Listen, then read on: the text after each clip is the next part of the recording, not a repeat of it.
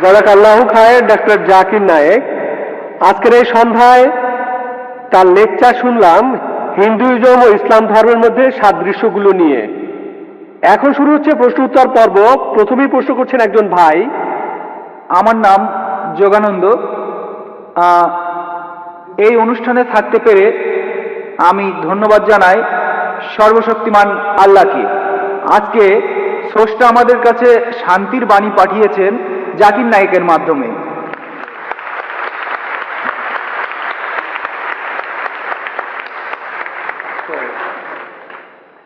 মানব জাতির শান্তি, এছাড়া হিন্দু মুসলমানের শান্তি। তাই আপনাকে অনেক ধন্যবাদ জানাচ্ছি। আপনি অসাধারণ একটা কাজ করেছেন। যেভাবে আপনি বেদ আর অন্যান্য ধর্মগ্রন্থ থেকে উদ্ধৃতি দিলেন, অসাধারণ একটা কাজ করেছেন। তারপরও আমাদের হিন্দুইজমে একটা জিনিস রয়েছে, সেটা হলো সিদ্ধান্ত। আপনি এখানে বেদান্ত নিয়ে কথা বলেছেন। যদি সিদ্ধান্ত পড়েন তাহলে হিন্দুইজম নিয়ে আরো বলতে পারবেন, আর এটা আমাদের মানবজাতির শান্তির জন্য ভালো হবে।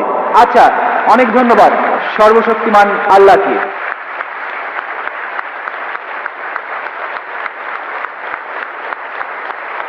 আপনার মন্তব্যের জন্য অনেক ধন্যবাদ।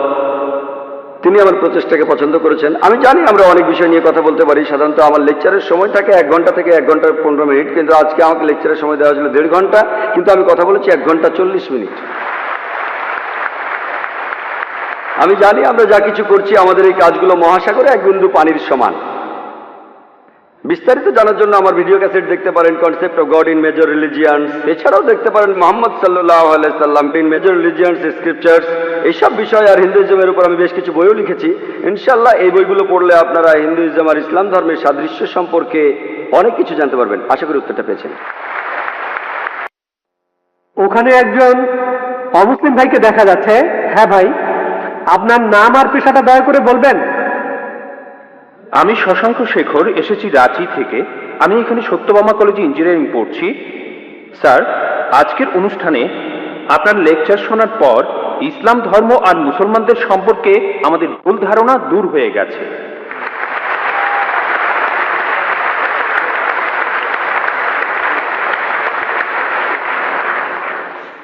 স্যার, আমি জম্মু আর কাশ্মীরে গিয়েছি, সেখানকার ভীতিকর অবস্থা দেখেছি। মানুষ সেখানে কষ্টে আছে মুসলমানদের সেই তথাকথিত জিহাদের কারণে।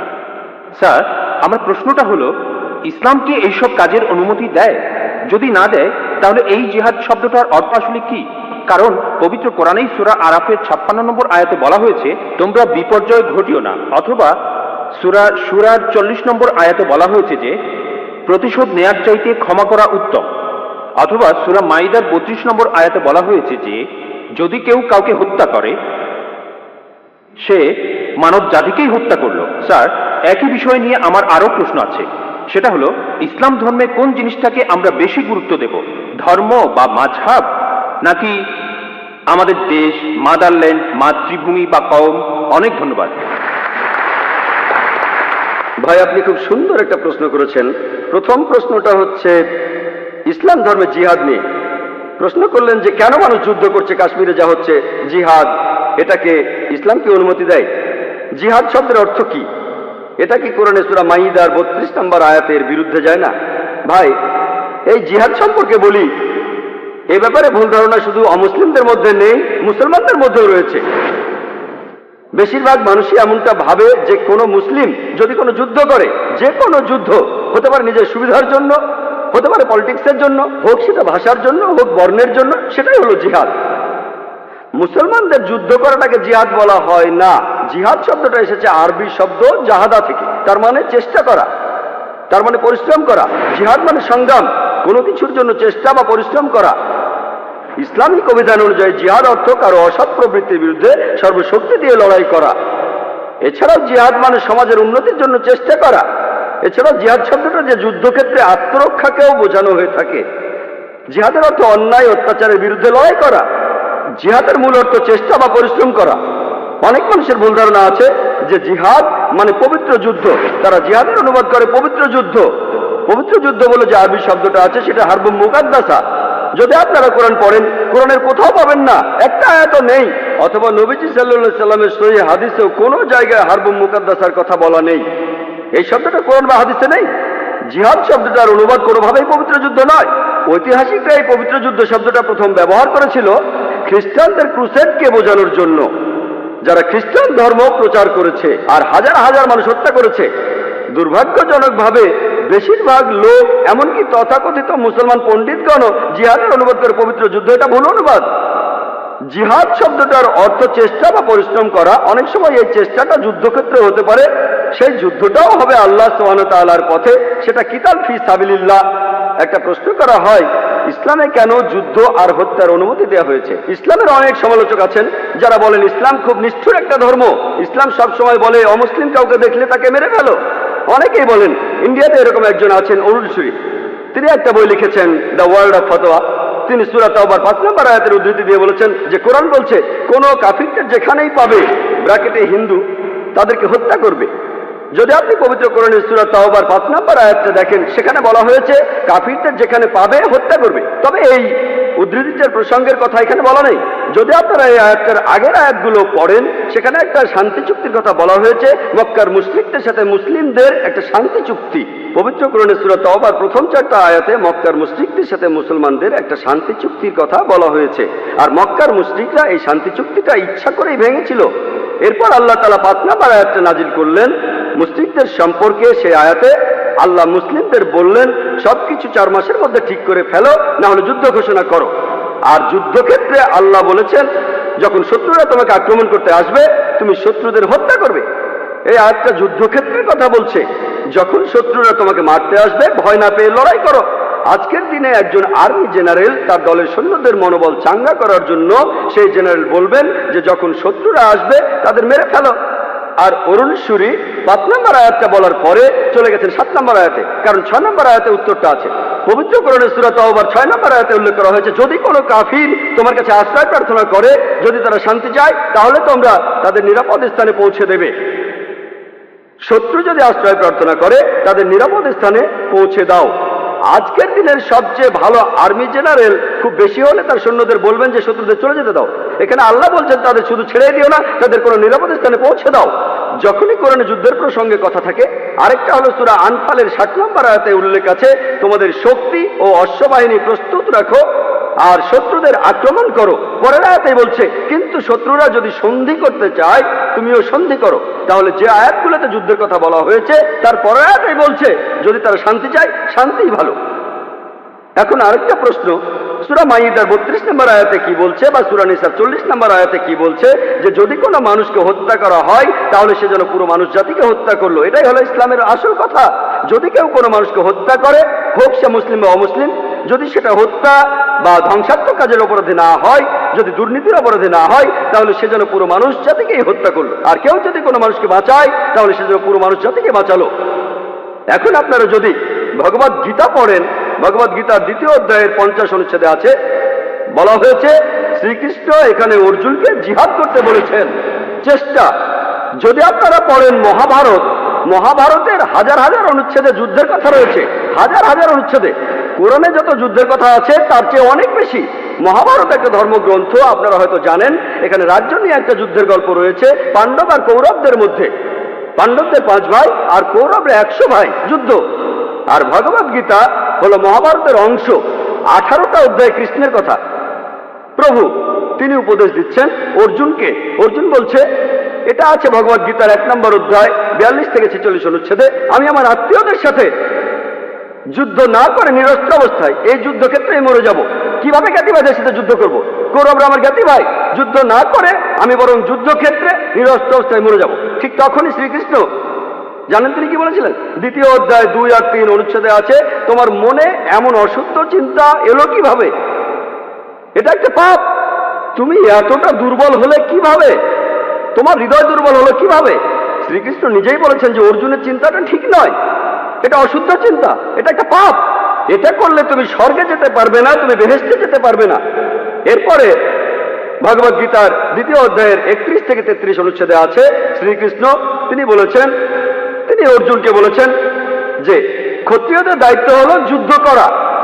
যদি যুদ্ধ না করো তাহলে স্বর্গে যেতে পারবে না, আর যুদ্ধ না করলে তুমি একটা পাপ করবে। যদি ভালো করে দেখেন ভগবত গীতায় শ্রীকৃষ্ণ বলছেন যে তোমাকে যুদ্ধ করতে হবে। চিন্তা করেন, আমি যদি ভগবত গীতার এই উদ্ধৃতি দিয়ে বলি যে শ্রীকৃষ্ণ বলছেন অর্জুনকে তোমার আত্মীয় স্বজনদের যুদ্ধ করে হত্যা করতে হবে, কোনো প্রসঙ্গ ছাড়া উদ্ধৃতি দিলে সেটা হবে শয়তানি।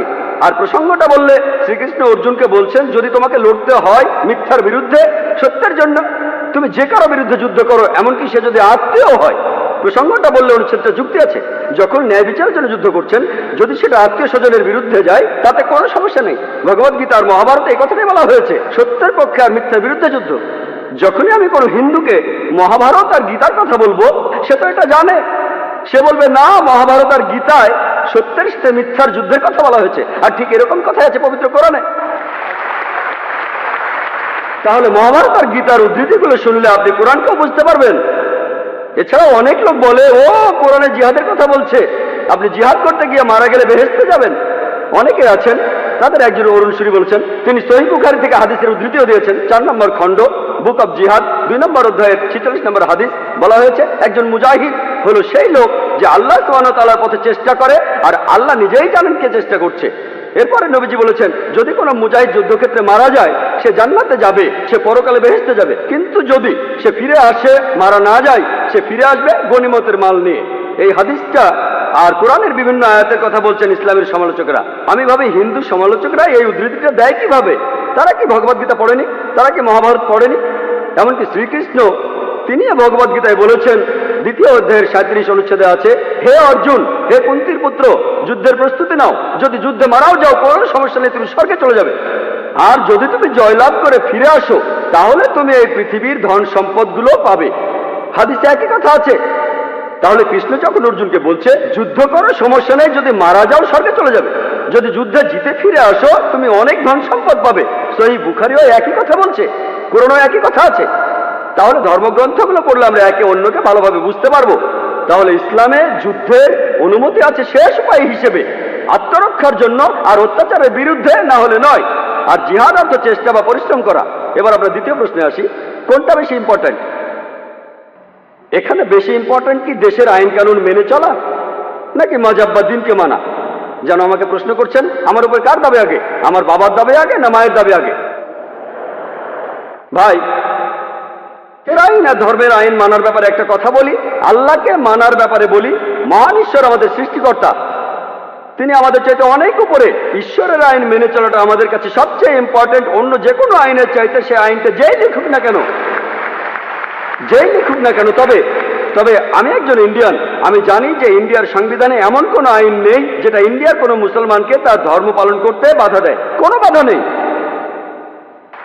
সত্যি বলতে ইন্ডিয়া এমন একটি দেশ যার সংবিধানে লেখা আছে যে ইন্ডিয়ার নাগরিক, তাদের জন্য এটা জন্মগত অধিকার যে তারা তাদের ধর্ম পালন করতে পারবে। আমিও সে কাজই করছি।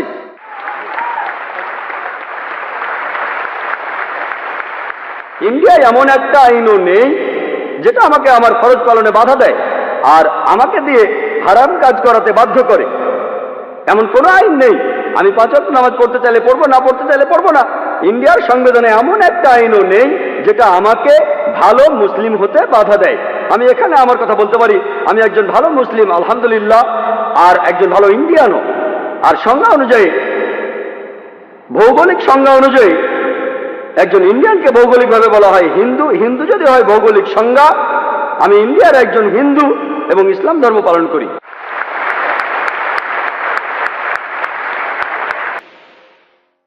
ভাই, আপনার নাম আর পেশাটা কি জানতে পারি?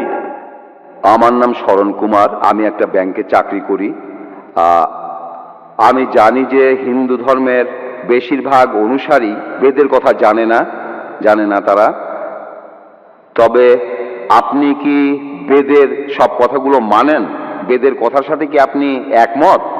হিন্দু ধর্মের মধ্যে কিছু কিছু লোক আছে, তারা বেদ পড়ে, কিন্তু বেশিরভাগ অনুসারী বেদের কথাগুলো জানে না।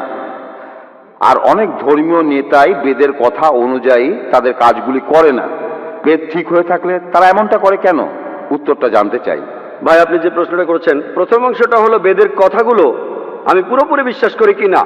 2 নম্বর পয়েন্ট, যে এই বেদ হাতে গোনা কিছু হিন্দু জ্ঞানী লোকেরা তারা ছাড়া এই বেদ আর কেউ পড়ে না কেন? 1 নম্বর পয়েন্ট, আমি কি বেদের সব কথাগুলোই বিশ্বাস করি? যদি ভালো করে দেখেন, আল্লাহ পবিত্র কোরআনে বলছেন, সূরা রাদের 38 নম্বর আয়াতে উল্লেখ করা আছে, আল্লাহ বলছেন যে তোমার পূর্বে আমি অনেক রাসূল প্রেরণ করিয়াছিলাম। লিকুল্লি নাজিলিন কিতাব, প্রত্যেক যুগে রাসূল প্রেরণ করছি। পবিত্র কোরআনে 4টা কিতাবের নাম আছে, তাওরাত, জাবুর, ইনজিল আর কোরআন। পবিত্র কোরআন হলো আল্লাহ তাআলার সর্বশেষ আর চূড়ান্ত আসমানি কিতাব, নাজিল হয়েছিল সর্বশেষ আর চূড়ান্ত নবী মুহাম্মদ সাল্লাল্লাহু আলাইহি সাল্লামের উপর। এখন বোম্বেতেও আমাকে একজন প্রশ্ন করেছিল, বেদকে আমি ঈশ্বরের বাণী মনে করি কি না। আমি কি বেদকে সম্পূর্ণ সঠিক মনে করি? দেখেন, নাম দিয়ে মাত্র 4টার কথা বলা হয়েছে, তাওরাত, জাবুর, ইনজিল আর কোরআন, কিন্তু আল্লাহ তাআলা আরো আসমানি কিতাব নাজিল করেছেন। এখন বেদের ব্যাপারে, বেদকে আমি ঈশ্বরের বাণী মনে করি কিনা, যেহেতু পবিত্র কোরআনে বেদের নাম উল্লেখ করা নেই, হাদিসেও বলা হয়নি, আমি নিশ্চিতভাবে বলতে পারি না যে এটা ঈশ্বরের বাণী। আমি এখন বলবো এটা হতে পারে, এমন হতে পারে, হতে পারে আবার নাও হতে পারে, কিন্তু বেদ যদি ঈশ্বরের বাণী হয়েও থাকে, বেদ ছিল সেই সম্প্রদায়ের জন্য আর সেই সময়ের জন্য। বর্তমানে আমরা মানব সর্বশেষ আর চূড়ান্ত আসমানি কিতাবকে, অর্থাৎ পবিত্র কোরআন, পুরো মানুষ জাতির জন্য। 2 নম্বর প্রশ্ন, আমি বেদের সবকিছু বিশ্বাস করি কিনা। আল্লাহ পবিত্র কোরআনে সূরা বাকারার 79 নম্বর আয়াতে বলেছেন, فويل للذين يكتبون الكتاب بأيديهم ثم يقولون هذا من عند الله ليشتروا به ثمنا قليلا فويل لهم مما كتبت أيديهم وويل لهم مما يكسبون। দুর্ভোগ তাহাদের যাহারা নিজ হাতে কিতাব রচনা করে তুচ্ছ মূল্য প্রাপ্তির জন্য বলে, ইহা আল্লাহর নিকট হইতে। দুর্ভোগ তাহারা যাহা উপার্জন করিয়াছে, দুর্ভোগ তাহারা যাহা লিখিয়াছে। তাহলে বুঝতে পারছি যে মহান সৃষ্টিকর্তা সব আসমানি কিতাবই সময় চলে যাওয়ার সাথে সাথে বাতিল হয়ে যায়, পরিবর্তিত হয়ে যায়। বর্তমানে ইনজিলকে অবিকৃত অবস্থায় পাওয়া যাবে না। আমরা যে বাইবেল দেখি সেটা ইনজিল নয়, যেটা যীশু খ্রিস্টের উপর নাজিল হয়েছিল। সময়ের সাথে সাথে এগুলো বদলে গেছে। তাই বেদ যদি ঈশ্বরের বাণী হয়েও থাকে, বেদ পুরোপুরি অবিকৃত অবস্থায় এখন নাই। হিন্দু পণ্ডিতরা এই ব্যাপারে একমত। আর আল্লাহ পবিত্র কোরআনে সূরা হিজরের 9 নম্বর আয়াতে বলেছেন, আমি কোরআন অবতীর্ণ করিয়াছি, অবশ্যই আমি উহা সংরক্ষক। কোরআনকে আরো বলা হয় ফুরকান, যা দিয়ে সঠিক ও ভুল আলাদা করা হয়। তাই বলবো, বেদের যে কথাগুলোর সাথে কোরআনের মিল রয়েছে সেগুলো সত্যি বলে মেনে নিচ্ছি,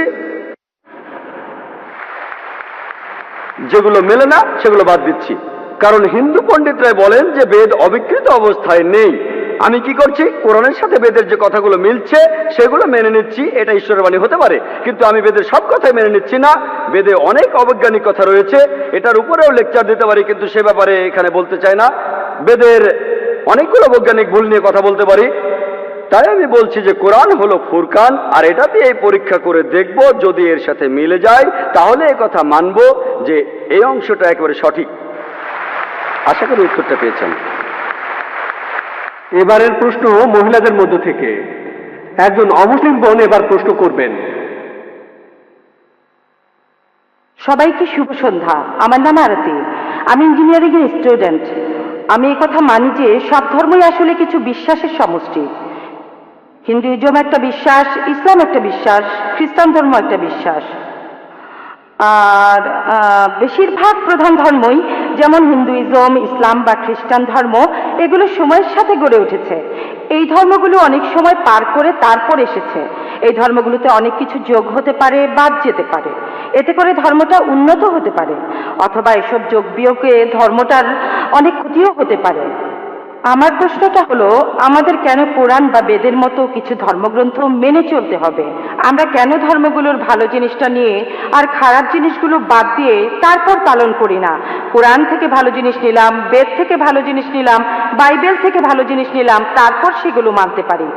আর বেদে যে কথাই থাকুক, কোরআনে যে কথাই থাকুক, আর বাইবেলে যে কথাই থাকুক, আমার মতে পুরুষের একটাই স্ত্রী থাকা উচিত। আর আমি কোনো কিছু এজন্য মানব না যে সেটা কোরআনে লেখা আছে বা বেদে লেখা আছে।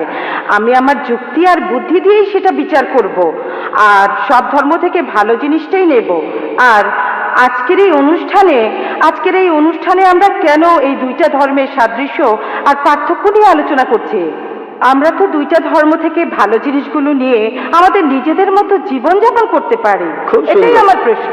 বোন, আপনি খুব সুন্দর একটা প্রশ্ন করেছেন, খুবই সুন্দর প্রশ্ন, খুবই প্রাসঙ্গিক প্রশ্ন। আমরা কেন কোনো ধর্ম পালন করব? কেন হিন্দুইজম, ইসলাম আর খ্রিস্টান ধর্ম, তার চেয়ে সব ভালো জিনিসগুলো জড়ো করি, সেগুলোই মেনে চলি, শেষ। কোনটা ভালো কোনটা খারাপ কে বলবে?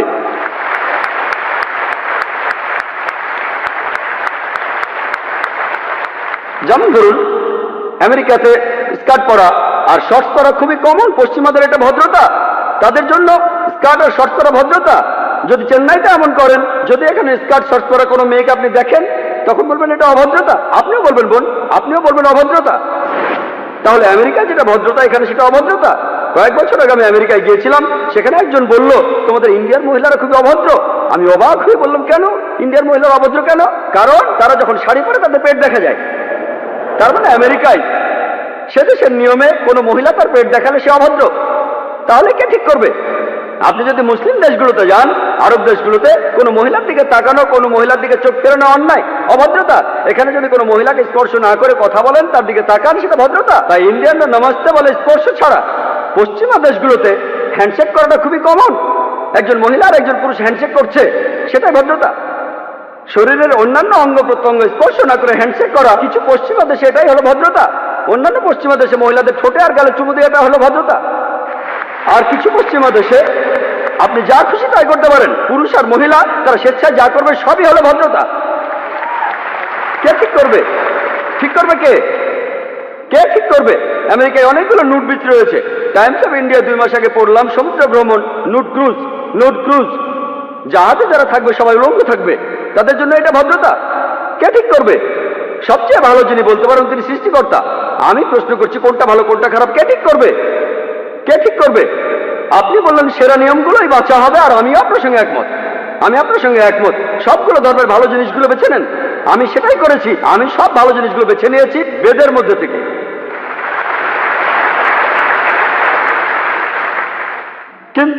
কিন্তু ভালো জিনিসটা আপনাদের জন্য ভালো নয়, এটাই সমস্যা। এই আলোচনাটা আমি করব। আমি চ্যালেঞ্জ করছি সব মানুষকে, ইসলাম ধর্মের মাত্র একটা মূলনীতি খুঁজে বের করুন যেটা আমাদের মানবতার বিরুদ্ধে কথা বলছে। একটা।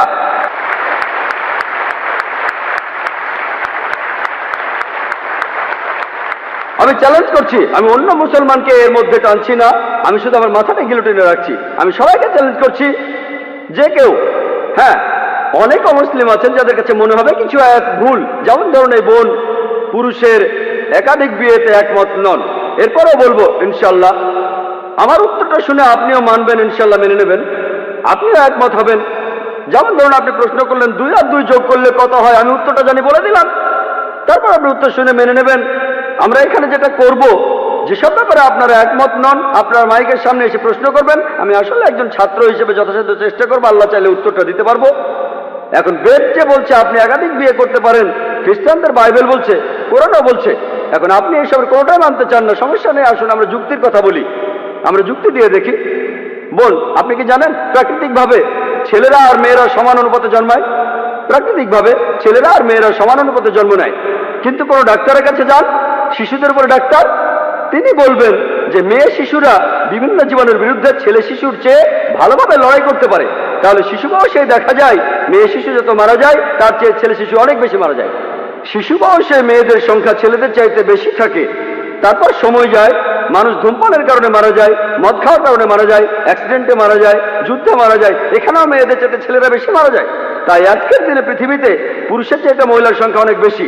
শুধুমাত্র কয়েকটা দেশে, ইন্ডিয়ার মতো তৃতীয় বিশ্বের কয়েকটা দেশে মেয়েদের সংখ্যা ছেলেদের চাইতে অনেক কম। কারণটা জানেন? কারণ হলো মেয়ে শিশু হত্যা। বিবিসির একটা রিপোর্টে এমিলিও বেকাননের কথা অনুযায়ী তিনি একটা প্রোগ্রামে বেশি বয়সে মৃত্যু নিয়ে বলেছিলেন প্রত্যেক দিন ইন্ডিয়াতে 3000-এরও বেশি মহিলা তাদের গর্ভপাত ঘটায় যখন জানতে পারে গর্ভের শিশুটি মেয়ে। তার মানে প্রতি বছরে ইন্ডিয়াতে 10 লাখেরও বেশি মহিলা গর্ভপাত ঘটায় যখন জানতে পারে গর্ভের শিশুটি মেয়ে। যদি এই অশুভ প্রথাটি বন্ধ করা যায়, আর তামিলনাড়ুর সরকারি হাসপাতালের রিপোর্ট অনুযায়ী আপনাদের এই প্রদেশেই এই রিপোর্ট বলছে প্রতি 10 জন মেয়ে সন্তানের 4 জনকে মারা হয়, এই কাজটা কি সঠিক? এটা ভুল। যদি এই অশুভ প্রথা বন্ধ করেন তাহলে ইন্ডিয়াতেও মেয়েদের সংখ্যা হবে ছেলেদের সংখ্যা চাইতে বেশি। শুধুমাত্র আমেরিকাতেই মেয়েদের সংখ্যা ছেলেদের চাইতে 78 লক্ষ বেশি। শুধু ইংল্যান্ডে ছেলেদের চাইতে মেয়েদের সংখ্যা 40 লক্ষ বেশি। জার্মানিতে মেয়েদের সংখ্যা 50 লক্ষ বেশি। শুধু রাশিয়াতে মেয়েদের সংখ্যা হচ্ছে 90 লক্ষ বেশি। আল্লাহ জানেন পৃথিবীতে মেয়েদের সংখ্যা ছেলেদের চাইতে কতজন বেশি। মনে করুন হাইপোথেটিক্যাল প্রশ্ন, ধরুন আমার বোন সে আমেরিকায় থাকে, অথবা আপনার বোন সে আমেরিকায় থাকে, ইউএসএ, আর সেখানকার বিয়ের বাজারে প্রত্যেক পুরুষ একটা করে বিয়ে করেছে। তবুও সেখানে 78 লক্ষ মহিলা থাকবে যারা কোনো জীবন সঙ্গী খুঁজে পাবে না। তাদের জন্য তখন একটা উপায় খোলা থাকে, যেসব মহিলা জীবন সঙ্গী খুঁজে পাবে না তারা হয় কারো দ্বিতীয় স্ত্রী হতে পারে অথবা হতে পারে জনগণের সম্পত্তি। হয়তো বলবেন জনগণের সম্পত্তি, ভাই জাকির এটা খারাপ শব্দ। বোন, সবচেয়ে ভদ্র ভাষায় আমি এটাই বলতে পারি, এর চেয়ে ভালো কোনো শব্দ জানা নেই। আমেরিকাতে সে দেশের পরিসংখ্যান আমাদের বলে বিয়ের আগে গড়ে একজন মানুষের 8 জন যৌনসঙ্গী থাকে। রক্ষিতা রাখাটা খুবই কমন, যতজন খুশি 10 জন 20 জন 30 জন সমস্যা নেই। 100 জন আইন আপনাকে কিছুই বলবে না। যদি আপনার একাধিক স্ত্রী থাকে এই ব্যাপারটা তারা হজম করতে পারে না। কেন? রক্ষিতা হয়ে মহিলারা কোনো অধিকার পান না, এখানে সেই মহিলাকে অসম্মান করা হয়। ইসলামে আপনার দ্বিতীয় স্ত্রী থাকলেও তার সমান অধিকার, তার সম্মান আছে, সবাই শ্রদ্ধা করে। তবে আমি আপনার সঙ্গে একমত, এ ব্যাপারে একমত যে কোনো মহিলাই স্বাভাবিক পরিস্থিতিতে তার স্বামীকে অন্য মহিলার সাথে ভাগাভাগি করতে চায় না। আমি একমত বোন, আমি আপনার সাথে একমত। কিন্তু ইসলামিক শরিয়ার মূল কথা হলো বড় ক্ষতি ঠেকানোর জন্য ছোট কোনো ক্ষতি হওয়া ভালো। বড় ক্ষতি ঠেকাতে হলে ছোট ক্ষতি হওয়া ভালো। তাহলে মুসলিম উম্মার সব মুসলমান মহিলা জানেন যে অনেক মহিলা অবিবাহিত, যদি তারা অনুমতি না দেয় তাদের স্বামীদের একাধিক বিয়ে করতে, এরা জনগণের সম্পত্তি হবে। তখন তারাই বলবে আমাদের স্বামীদের ভাগাভাগি করব, কিন্তু অন্যান্য বোনদের জনগণের সম্পত্তি হতে দেব না। আশা করি উত্তরটা পেয়েছেন। এবারের প্রশ্ন পুরুষদের মধ্য থেকে, ডান দিকের মাইকে। আমার নাম দেবরাজ, আমি একজন ইঞ্জিনিয়ার। আমি একটা ইঞ্জিনিয়ারিং ফার্মে সিনিয়র ম্যানেজার হিসেবে কাজ করছি। উপস্থিত শ্রোতাদের সবাইকে বলছি, আজকে আমরা একটা অসাধারণ অনুষ্ঠান উপভোগ করলাম। এই লেকচারে হিন্দুদের সবারই চোখ খুলে গেছে।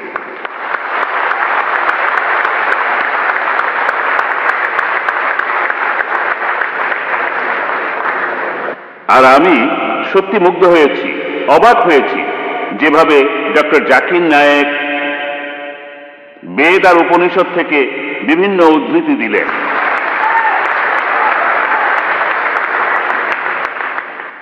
আমি এটাই বলবো, বেশিরভাগ লোকই বলবে ডক্টর জাকিরের এই ক্ষমতা ঈশ্বরই তাকে দিয়েছেন।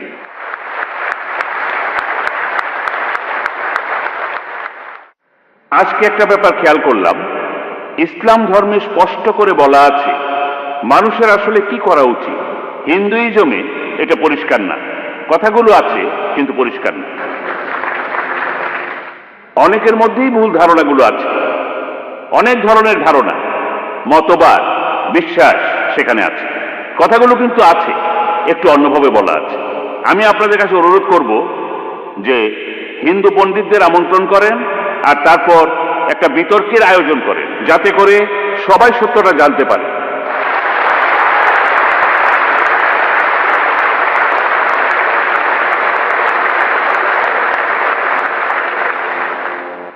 আর এতে করে হিন্দু আর মুসলমানরা আরো কাছাকাছি আসতে পারবে। আর সবাই মিলে আমরা সবাই মিলে দেশের উন্নতি, দেশের একতা আর শান্তির জন্য কাজ করতে পারি একসাথে। ধন্যবাদ ভাই, আপনি খুব ভালো পরামর্শ দিয়েছেন, আপনাকে অনেক ধন্যবাদ। আমি আপনার সাথে একমত যে এই আলোচনায় অনেক হিন্দুর চোখ খুলবে, এমনকি মুসলমানদেরও চোখ খুলবে। এই আলোচনাতে মুসলমানদেরও চোখ খুলবে, আমি শিওর। আপনারা কি বলেন? আর ভাই খুব ভালো পরামর্শ দিলেন যে হিন্দু ধর্মের পণ্ডিতদের ডেকে আমরা বিতর্ক করতে পারি। আমি বলবো মত বিনিময়।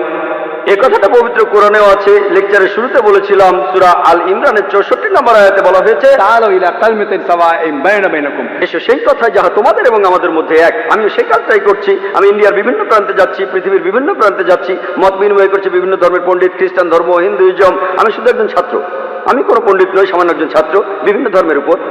আমি কেরালা আর বোম্বেতে হিন্দু পুরোহিতদের সাথে মত বিনিময় করেছি। এমনই একটা বিতর্কের জন্য কয়েক মাস পরে আমি ব্যাঙ্গালোর যাব ইনশাআল্লাহ। তিনি শ্রী শ্রী রবিশঙ্কর, তিনি আমাকে সেখানে আমন্ত্রণ জানিয়েছেন। আমি শ্রী শ্রী রবিশঙ্করের নাম অনেক শুনেছি। তিনি খুব বিখ্যাত মানুষ, পৃথিবীর 40টা দেশে তার আশ্রম রয়েছে, আর্ট অফ লিভিং। আর এই মাদ্রাজে আপনারা যদি কেউ আয়োজন করতে পারেন, মাদ্রাজের কোনো হিন্দু পুরোহিত থাকলে আমি তার সঙ্গে কথায় আনন্দিত হব, মত বিনিময় করব। এর আগের বার মাদ্রাজে আমি কাশীর শঙ্করাচার্যের সঙ্গে কথা বলেছিলাম, গতবার যখন এসেছিলাম কয়েক মাস আগে। আমরা সেখানে কথা বলেছিলাম বাবরি মসজিদের উপর বিভিন্ন বিষয় নিয়ে। আমি সেখানে কিছু উত্তর দিয়েছিলাম তার প্রশ্নের। এখানে কোনো সমস্যা নেই, আমিও পছন্দ করি সেটা। আমরা এখানে এসেছি সাদৃশ্যগুলো দেখতে। আপনারা যদি কেউ আয়োজন করতে পারেন, মুসলিম বা অমুসলিম ভাই যে হোক না কেন, আপনারা আয়োজন করুন যাতে আমরা মত বিনিময় করতে পারি। তবে এমন কাউকে আনুন যিনি জ্ঞানী, মানে যিনি ধর্মগ্রন্থ সম্পর্কে জানেন, যেমন শঙ্করাচার্য, প্রধান পুরোহিত, যাতে করে আমরা আমাদের মিলগুলো দেখতে পারি আর সবাই মিলে এই জাতিটাকে গড়ে তুলতে পারি।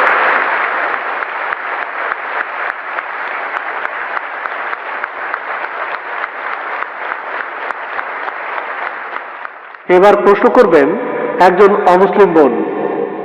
মিস্টার জাকির, প্রশ্নটা করেছে আমার এক অমুসলিম বন্ধু। সে আমাকে বলে যে মুসলমানদের মধ্যেই বিভ্রান্তি আছে।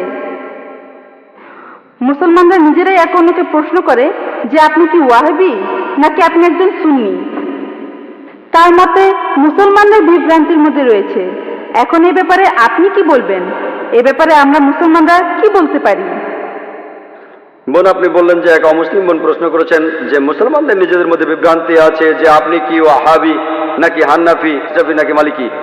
তাহলে মুসলমানরা বিভ্রান্তির মধ্যে আছে, এর উত্তরটা কি? আমি অমুসলিম এই বোনের সাথে একমত।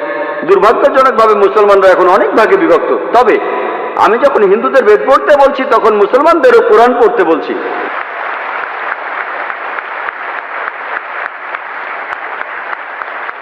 আল্লাহ পবিত্র কোরআনে বলেছেন, সূরা আল ইমরানের 103 নম্বর আয়াতে আল্লাহ তাআলা বলেছেন, ওয়াতাসিমু বিহাবলিল্লাহি জামিআন ওয়া লা তাফাররাকু।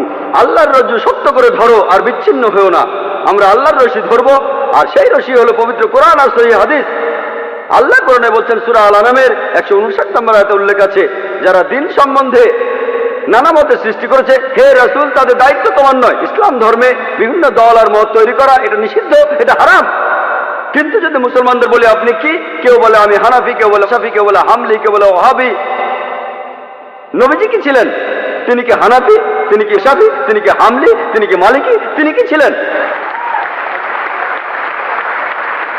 তিনি মুসলিম ছিলেন। পবিত্র কোরআনে সূরা আল ইমরানের 52 নম্বর আয়াতে উল্লেখ করা আছে, ঈসা আলাইহিস সালাম, যীশু খ্রিস্ট, তিনি মুসলমান ছিলেন। পবিত্র কোরআনে সূরা আল ইমরানের 67 নম্বর আয়াতে উল্লেখ আছে যে ইব্রাহিম আলাইহিস সালাম, তিনিও মুসলিম ছিলেন।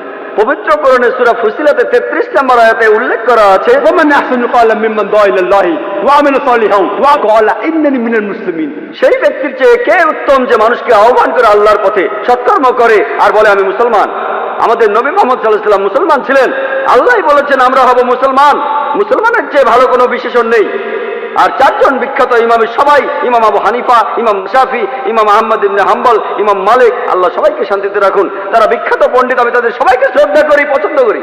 তারা বিখ্যাত পণ্ডিত। আর এই পণ্ডিতদের সবাই বলেছেন, এই চারজন ইমাম বলেছেন, যদি আমার কোনো ফতোয়া আল্লাহ ও রাসূলের বিরুদ্ধে যায় তাহলে তোমরা আমার ফতোয়াকে ছুঁড়ে ফেলে দাও।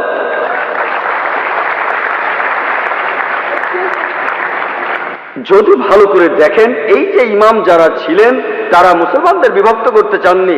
তারা চেয়েছিলেন মানুষ যেন মূল ধর্মগ্রন্থগুলো পড়ে, কোরআন আর সহিহ হাদিস। তাই আমাদের এখন যা করতে হবে, আমি জানি যে লোকজন বলে একটা হাদিসে আছে মুসলিমরা 73টি ভাগে বিভক্ত হবে, এটা আছে তিরমিজিতে সহিহ হাদিস 171 নম্বর হাদিস। নবীজি বলেছেন ভবিষ্যতে 73টি ভাগ তৈরি হবে, ভাগ করা উচিত সেটা বলেননি। নবীজি জানতেন যে আল্লাহ এই কাজটাকে নিষিদ্ধ করেছেন। তাহলে যেটা করতে পারেন, আল্লাহ আর রাসূলকে মানেন, আর নিজেদের আপনারা যে নামে ডাকতে পারেন সেটা হলো মুসলমান। যে কোনো পণ্ডিত, পৃথিবীর যে কোনো পণ্ডিত, ধরলাম তিনি পৃথিবীর সবচেয়ে বড় পণ্ডিত, তার কাছে প্রমাণ দেখতে চান, কুল হাতু বুরহানাকুম, আপনার প্রমাণটা দেখান। যদি সত্যি বলে থাকেন, আপনি নির্দোষ হলে তার প্রমাণ দেখান। তাহলে যদি কোনো পণ্ডিতের সাথে মতভেদ হয়, তার কাছে প্রমাণ দেখতে চান, প্রমাণটা নিয়ে পরীক্ষা করুন। এজন্য আমি রেফারেন্স দেই। আমি যা বলি, জাকির যা বলে, ইসলামে তার কোনো মূল্য নেই, জিরো, শূন্য। সেজন্যই বলি, জাকির বলেনি, আল্লাহ বলেছেন কুল হুয়াল্লাহু আহাদ, বলো তিনি আল্লাহ এক, অদ্বিতীয়। আমি জাকির বললে ইসলামে এটা মূল্যহীন, শূন্য। আল্লাহ যা কিছু বলেছেন সেটা মানতে হবে, নবীজি বললে সেটাও মানতে হবে। সেজন্য বোন, মুসলিমদের বিভক্ত হওয়া উচিত না, আমাদের শুধু মুসলিমই বলা উচিত। আর কোরআন আর সহিহ হাদিস আমরা মেনে চলবো। যারা বিভিন্ন মতের সৃষ্টি করে তারা ইসলামের বিরুদ্ধে।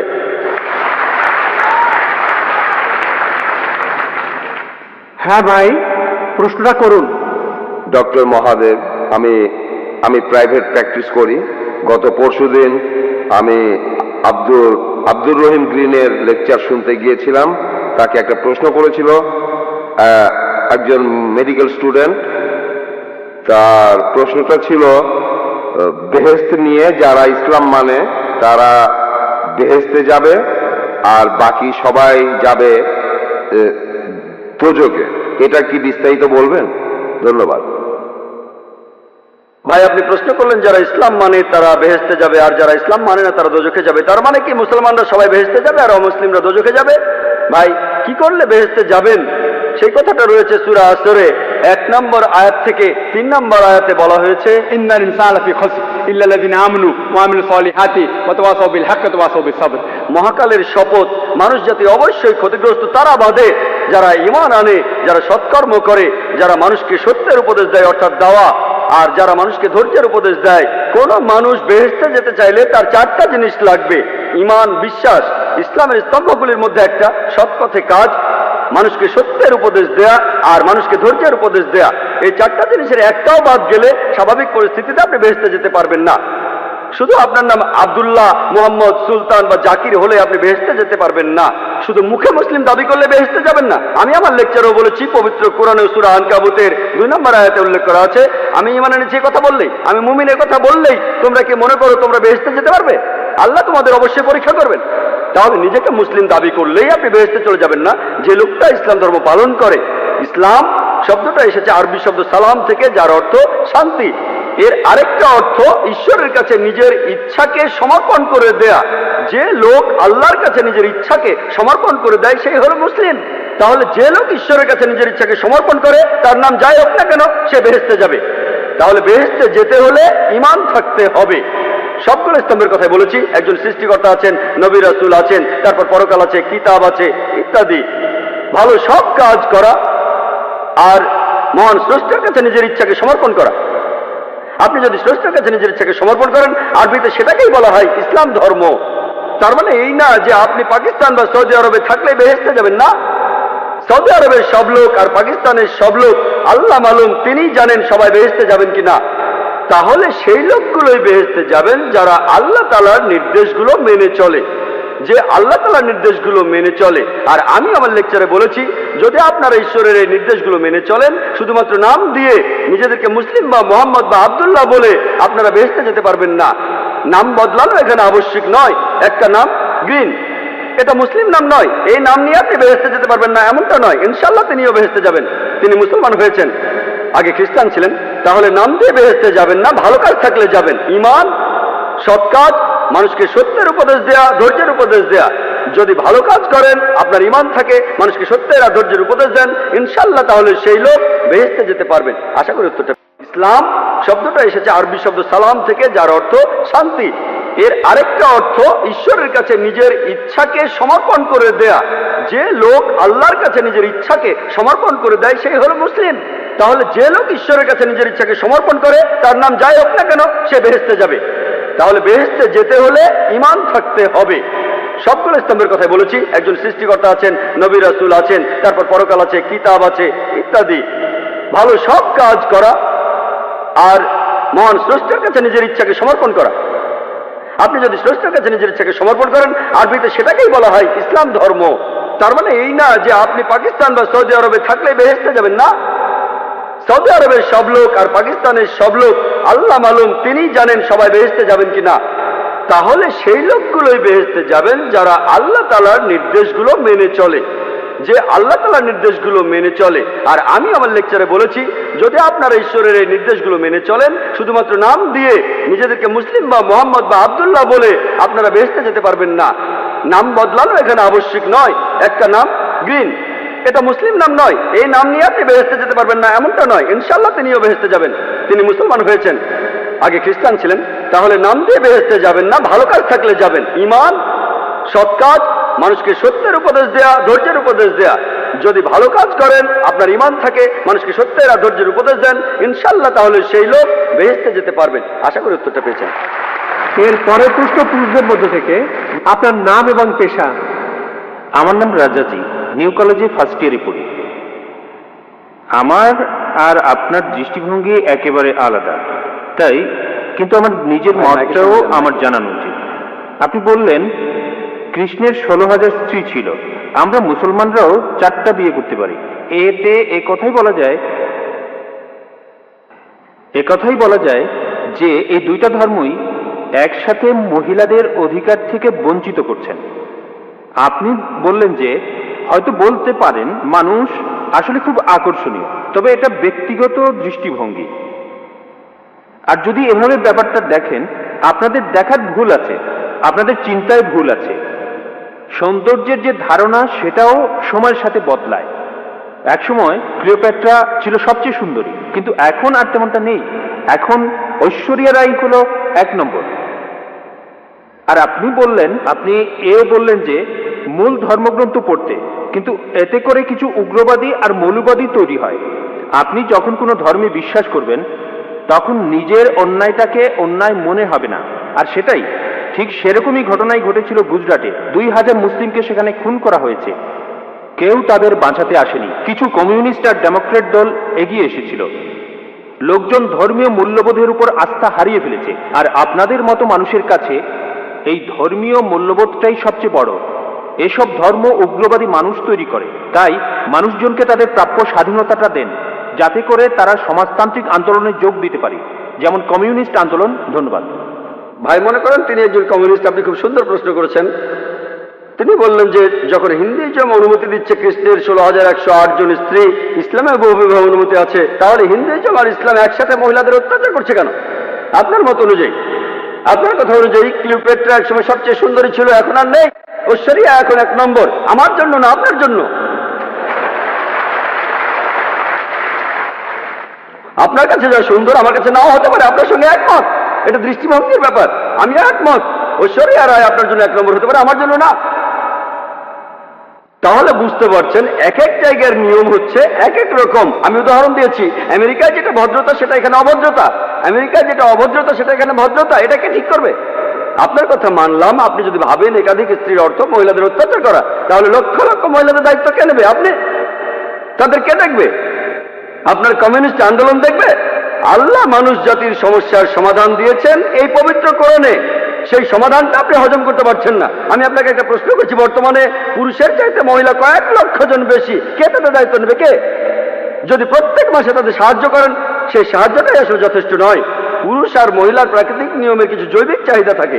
আল্লাহ কোরআনে বলছেন, সূরা রুমের 21 নম্বর আয়াতে উল্লেখ আছে, আল্লাহ তোমাদের হৃদয়ে ভালোবাসা আর দয়া সৃষ্টি করেছেন। আমি একজন ডাক্তার, একজন ডাক্তার হিসেবে বলছি, একজন মহিলা সারা জীবন কুমারী থাকতে পারে না, পারে না। এটা অসম্ভব। আপনি এখন কি করবেন? এদের কি হবে? এরা পতিত হবে। আপনার কমিউনিস্ট এদের কি করতে পারবে? এর সমাধান কি? কোনো সমাধান নেই। আল্লাহ আমাদের এই সমস্যার সমাধান দিয়েছেন, সেই সমাধানটা হজম করতে পারছেন না। তাহলে এখানে সমস্যাটা হলো সমাধান পছন্দ হচ্ছে না, আপনি সমাধান দেন। এর চাইতে ভালো সমাধান কি দিতে পারেন? ইসলামে একাধিক বিয়ে করাটা আবশ্যিক নয়, 4টা বিয়ে করা আবশ্যিক নয়। আমি এমন কোন ইন্ডিয়ান মুসলিমকে চিনি না যার 4টা স্ত্রী, কাউকে চিনি না। অন্যান্য কিছু বিদেশি মুসলিম আছেন। আপনাকে বুঝতে হবে ভাই, এটাই হলো সমাধান। সব পুরুষই একাধিক বিয়ে করতে পারে না, সবাই করতে পারে না। তবে কিছু মানুষ স্ত্রীদের সুবিচার করতে পারে, আল্লাহ তাদের অনুমতি দিয়েছেন। তারা যদি সুবিচার করতে পারে, আপনার সমস্যা কোথায়? কোথায় মহিলাদের অত্যাচার করছি? আমরা তাদের সম্মান করছি। আপনি যে আমেরিকা তথাকথিত আধুনিক কালচারের কথা বলছেন, আর্ট কালচারের নামে তারা কি করছে? তারা মহিলাদের অসম্মান করছে। আপনি যে নারী স্বাধীনতার কথা বলছেন, সেটা আসলে স্বাধীনতার নামে শরীরকে শোষণ করছে, সম্মানের অবমাননা করছে, আর আত্মাকে বঞ্চিত করছে। পশ্চিমা সমাজ আসলে মহিলাদের অধিকার দেওয়ার কথা বলে তাদের নামিয়ে দিচ্ছে উপপত্নীর স্তরে, রক্ষিতার স্তরে। তারা সমাজের প্রজাপতি, যারা আর্ট কালচারের পর্দার পেছনে থাকে। আর্ট আর কালচারের নামে ঐশ্বরিয়া রায়, সে আবার কে? মডেলিং, তাই তো? ঠিক না? এখানে আপনাকে সঠিকভাবে চিন্তা করতে হবে। আমরা মাকে বিক্রি করতে চাই না, আমরা বোনকে বিক্রি করতে চাই না। আপনি চাইলে তা করেন। একটা অ্যাডের কথা শুনেছিলাম, আগের লেকচারে আমি বলেছিলাম, BMW। এক লোক বলছিল, খুব বিখ্যাত অ্যাড, BMW নাম শুনেছেন? খুব দামি গাড়ি, মার্সিডিজ বেঞ্চের সঙ্গে কম্পিটিশন করে। সেই অ্যাডে বিকিনি পরা একটা মেয়ে গাড়ির সামনে দাঁড়িয়ে আছে, এখনই চালানো শুরু করুন। মেয়েটাকে না গাড়িটাকে? আপনারা কি করছেন? কমিউনিজমের কথা বলে, মহিলাদের অধিকারের কথা বলে আপনাদের মা বোনকে বিক্রি করছেন, আপনাদের মা বোনকে বিক্রি করছেন। আমরা মুসলিমরা এটা করতে চাই না, আমরা এটা করতে চাই না।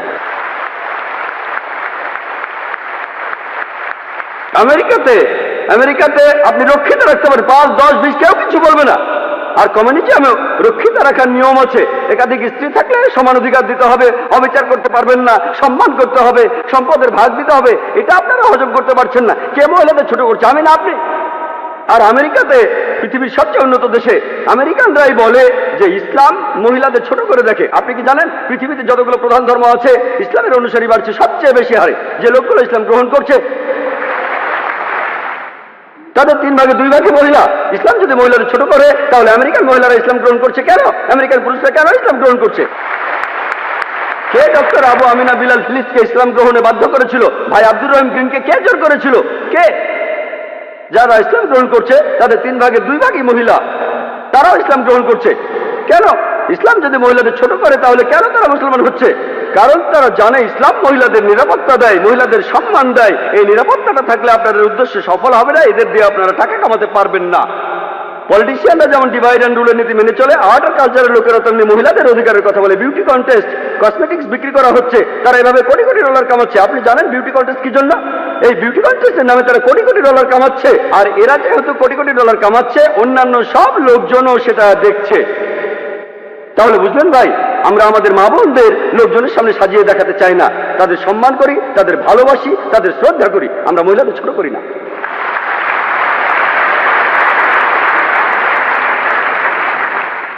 একজন অমুসলিম বোন। জি, আমার আগের প্রশ্নের উত্তরে আপনার যুক্তি আর পরিসংখ্যানটা শুনলাম, কিন্তু আমি একটা ব্যাপার পরিষ্কার করতে চাই। সম্ভবত আগের দিনগুলোতে যুদ্ধ হলে পুরুষরাই যুদ্ধের ময়দানে যেত, পরিবারের হয়ে উপার্জন করত, কিন্তু এখন সময় বদলেছে আর সম্ভবত ভবিষ্যতে এই পরিস্থিতি আরো বদলাবে। মহিলারা যুদ্ধে যাবে, এখনকার দিনে মহিলারা চাকরি বাকরি করছে, আর হতে পারে মহিলাদের মৃত্যুর হার আরো বাড়বে। আর সেরকম সময়ে আসলে তখন কি একথা বলা যাবে যে হ্যাঁ, পুরুষ মানুষের মাত্র একজন স্ত্রী থাকা উচিত? এই ধর্মগুলো আসলে পৃথিবীর মানুষের জন্য, ঈশ্বরের জন্য না। বোন, আপনি খুব ভালো প্রশ্ন করেছেন। আগেকার দিনে যুদ্ধের সময় বেশি পুরুষ মারা যেত, আমিও আপনার সাথে একমত। এখন সময় বদলে গেছে, কিন্তু তারপরে এখনো যুদ্ধে পুরুষই বেশি মারা যায়। গালফ ওয়ারে বেশি পুরুষ মারা গেছে, আফগানিস্তানে পুরুষ মারা গেছে বেশি, ভিয়েতনাম যুদ্ধে বেশি পুরুষ মারা গেছে। তবে আগেকার দিনে যত বেশি মারা যেত, এখন তত বেশি মারা যায় না, আমি একমত। এখনকার দিনে আমি বলেছি, ধূমপানে যে মানুষগুলো মারা যায় তাদের বেশিরভাগই হলো পুরুষ। মদ খেয়ে যারা মারা যাচ্ছে তাদের বেশিরভাগই পুরুষ। অ্যাক্সিডেন্টে মারা যাচ্ছে বেশি পুরুষ। আমি আপনার সাথে একমত যে মহিলারাও এখন যুদ্ধে যাচ্ছে। আর আমেরিকাতে কি ঘটনা ঘটলো? কয়েক বছর আগে আর্মিতে মহিলা সেকশন খোলা হলো, মহিলারা আর্মিতে, তখন থেকে মহিলার আর্মিতে যেতে লাগলো। আপনি কি জানেন সেই সময়কার আমেরিকার প্রেসিডেন্ট তিনি ছিলেন বিল ক্লিন্টন। হ্যাঁ, বিল ক্লিন্টন। তিনি পার্লামেন্টে ক্ষমা চেয়েছিলেন। আপনি জানেন 96 জন মহিলা ধর্ষিত হয়েছিল তাদের সুপিরিয়রের কাছে। তিনি পার্লামেন্টের ভেতরে ক্ষমা চেয়েছিলেন। বেশিরভাগ মহিলাদের যারা যুদ্ধ করতে গিয়েছিল তাদের সুপিরিয়ররাই তাদের ধর্ষণ করেছে। যখন আপনি কাঁধে কাঁধ মিলিয়ে যুদ্ধ করবেন তখন কি হবে? এটা হলো পরিসংখ্যান, এটা হলো আমেরিকান পরিসংখ্যান। সমস্যা হলো আমি একমত, আমি আপনার দৃষ্টিভঙ্গির সাথে একমত। আপনার প্রশ্নটা নিষ্পাপ, কারণ আপনি পরিসংখ্যানটা জানেন না। আপনি কি জানেন? আমি জানি মহিলারা এখন চাকরি করছে আমেরিকাতে। জানেন আমেরিকাতে প্রত্যেক দিন 1996 সালের পরিসংখ্যান অনুযায়ী ডিপার্টমেন্ট অফ জাস্টিস বলছে প্রত্যেক দিন 2730 জন মহিলা ধর্ষিত হয়েছে। প্রতি 32 সেকেন্ডে একজন মহিলা ধর্ষিত হচ্ছে। আমরা গত 3 ঘন্টা ধরে এই অডিটোরিয়ামে আছি, গত 3 ঘন্টায় 300-এরও বেশি মহিলা আমেরিকাতে ধর্ষিত হয়েছে যখন আমরা এখানে। এখন ইসলাম মহিলাদের কাজ করার বিরুদ্ধে নয়, ইসলাম মহিলাদের কাজ করতে বাধা দেয় না। তবে ইসলামে আয় উপার্জনের দায়িত্বটা হলো পুরুষের। মহিলা কাজ করলে ভদ্রোচিত কাজ করতে পারে, এমন কাজ না যে মডেলিং, নাচা, গান গাওয়া অথবা পুরুষদের সাথে মেলামেশা করা। মহিলাদের কাজ করার অনুমতি আছে বোন, কিন্তু যে কাজগুলো অসম্মানজনক সেখানে সম্ভাবনাটাই বেশি যে আপনাকে ছোট করা হবে, অবিচার হবে। কিছু বলতে চান আপনি? আমি মহিলাদের অসম্মানজনক কাজের কথা বলছি না, আমি ভালো কাজের কথাই বলছি। যেমন গাড়ি চালানো। পৃথিবীতে এখন মহিলা গাড়ি চালকের সংখ্যা বাড়ছে। ধরেন আমরা ভবিষ্যতের অবস্থা অনুমান করে নিলাম যে মহিলারা বাইরে বেশি কাজ করছে, তাদের মৃত্যু হার বেড়ে গেছে। সেরকম সময়ে কি এমন ধর্মের প্রবর্তন করতে পারি যেখানে পুরুষের মাত্র একটাই স্ত্রী থাকবে? আমি বর্তমান সময়ের প্রেক্ষাপট নিয়ে বলছি না, সব ধর্মের কথাই বলছি। আমার প্রশ্নটা হলো, সময় বদলানোর সাথে সাথে আমরা কি আমাদের ধর্মটাকেও বদলে নিতে পারি? বোন একটা সুন্দর প্রশ্ন করেছেন যে সময় বদলানোর সাথে সাথে ধর্মকে বদলাতে পারে কিনা। যদি ধর্মটা নিখুঁত না হয়ে থাকে তাহলে পরিবর্তনের প্রয়োজন আছে, কিন্তু নিখুঁত হয়ে থাকলে পরিবর্তনের কোনো প্রয়োজন নেই। তাহলে ধর্মের ভেতরে যদি সমস্যা থাকে, সেজন্যই আমি বলেছি মাত্র একটা ভুল বের করে দেখেন। আপনি বলছেন যদি এমনটা হয়, যদি এমনটা হয় 100 বছর পরে যদি মহিলারা বেশি বেশি কাজ করে তাদের মৃত্যুর হার বেড়ে যায়, যদি পৃথিবীতে মহিলার সংখ্যা কমে যায়, অনেকগুলো যদি বোন, সৃষ্টিকর্তা ভবিষ্যতের কথা ভালো জানেন, আপনি আমি জানি না। সৃষ্টিকর্তা ভালো জানেন। তিনি বলেছেন যে একজন পুরুষ একাধিক বিয়ে করতে পারে, আবশ্যিক নয়। যদি আপনার কথা মেনে নেই, যদি আপনার কথা মেনেও নেই, মহিলাদের সংখ্যা সমান হয়ে যাবে। মুসলিম পুরুষরা যে একাধিক বিয়ে করবে এটা আবশ্যিক না। আমার মাত্র একজন স্ত্রী, আমার স্ত্রী মাত্র একজন, আর আমি তাকে নিয়েই সন্তুষ্ট, আর বিয়ে করতেও চাই না। এটা কোনো সমস্যা না। কেউ যদি করতে চান তাতেও কোনো সমস্যা নেই। বিয়ে করতে চাইলে করবেন, না চাইলে করবেন না। তবে একাধিক বিয়ে করলে তাদের সাথে সুবিচার করতে হবে। বোন, আমাদের সৃষ্টিকর্তা মহান ঈশ্বর, তিনি ভবিষ্যৎ জানেন। যেমন ডাক্তাররা বলেন সায়ানাইড খাবেন না, কিন্তু ধরেন সায়ানাইড আমার কোনো ক্ষতি হয় না। উদাহরণ দিচ্ছি, ডাক্তার জানে, কিন্তু ডাক্তাররা মানুষ, তারও ভুল হতে পারে। মহান সৃষ্টিকর্তা তো সবার উপরে বড় ডাক্তার, তিনি সবচেয়ে বড় ডাক্তার, তিনি আমাদের প্রয়োজনটা জানেন। সেজন্য আমি বলছি, এখন আপনি কোরআনের একটা ভুল দেখান, আগামীকাল হয়তো একটা কিছু হবে, সেদিন ইনশাআল্লাহ আপনি আমাকে প্রশ্ন করবেন আর আমিও আপনাকে উত্তর দেব। আমার নাম শ্রীরাম, আমি একজন ইঞ্জিনিয়ারিং গ্র্যাজুয়েট। আমি আপনাকে একটা প্রশ্ন করতে চাই। আপনি বললেন যে দশরথের 3 জন স্ত্রী ছিল, আর আমরা রামায়ণপুরে এটা জেনেছি যে দশরথ তার স্ত্রীদের সমানভাবে দেখতে গিয়ে নিজের জীবনটাই হারিয়েছিল। আপনি হয়তো এখানে বলতে পারেন যে এটা আল্লাহর একটা পরীক্ষা। এখন এই স্ত্রীদের কি হবে? কারণ দুর্ভোগটা পৌঁছে তারাই, যখন স্বামী দায়িত্ব পালনে ব্যর্থ হয় তখন স্ত্রীদের দায়িত্ব কে নেবে? আর এই মহিলাদের তখন কি হবে? আর এটা কি ঠিক? ভাই, আপনি প্রশ্ন করলেন যে দশরথের 3 জন স্ত্রী ছিল, সবাইকে সমান অধিকার দেয়ায় স্ত্রীরাই কষ্ট পেয়েছিল। তিনি এই কথাটাই বললেন, এটা একটা পরীক্ষা। কোরআন বলছে কষ্টটা একটা পরীক্ষা। যখন ছাত্র ছিলাম, যখন আমি ডাক্তারি পড়ছিলাম, ঘাম ছুটে গিয়েছিল, আমার ঘাম ছুটে গিয়েছিল। বিশ্বাস করেন, যদি আপনি আমাকে 10 লাখ টাকাও দেন, আমি আর MBBS পরীক্ষা দিতে যাব না। ঘাম ছুটে গিয়েছিল পাশ করতে গিয়ে। তাহলে এই কষ্ট সবই পরীক্ষা, এটা একটা পরীক্ষা। তাহলে আমরা বুঝতে পারছি তার জন্য একটা পরীক্ষা। যদি সেই মহিলা ভালো স্ত্রীর মতো আচরণ করে আর ঈশ্বরের নির্দেশগুলো মেনে চলে, স্ত্রীর কর্তব্যগুলো পালন করে, তার স্বামী যদি দায়িত্ব পালন না করে, মহিলা পরীক্ষা পাশ করবে আর স্বামী এই পরীক্ষা ফেল করতে পারে, তাহলে ভাই এই জীবনটা একটা ক্ষুদ্র অংশ। গড়ে একজন মানুষ 50 বছর পর্যন্ত বাঁচে, অথবা 40 বছর, কেউ 20 বছরে মারা যায়, আবার কেউ 80 বছরে।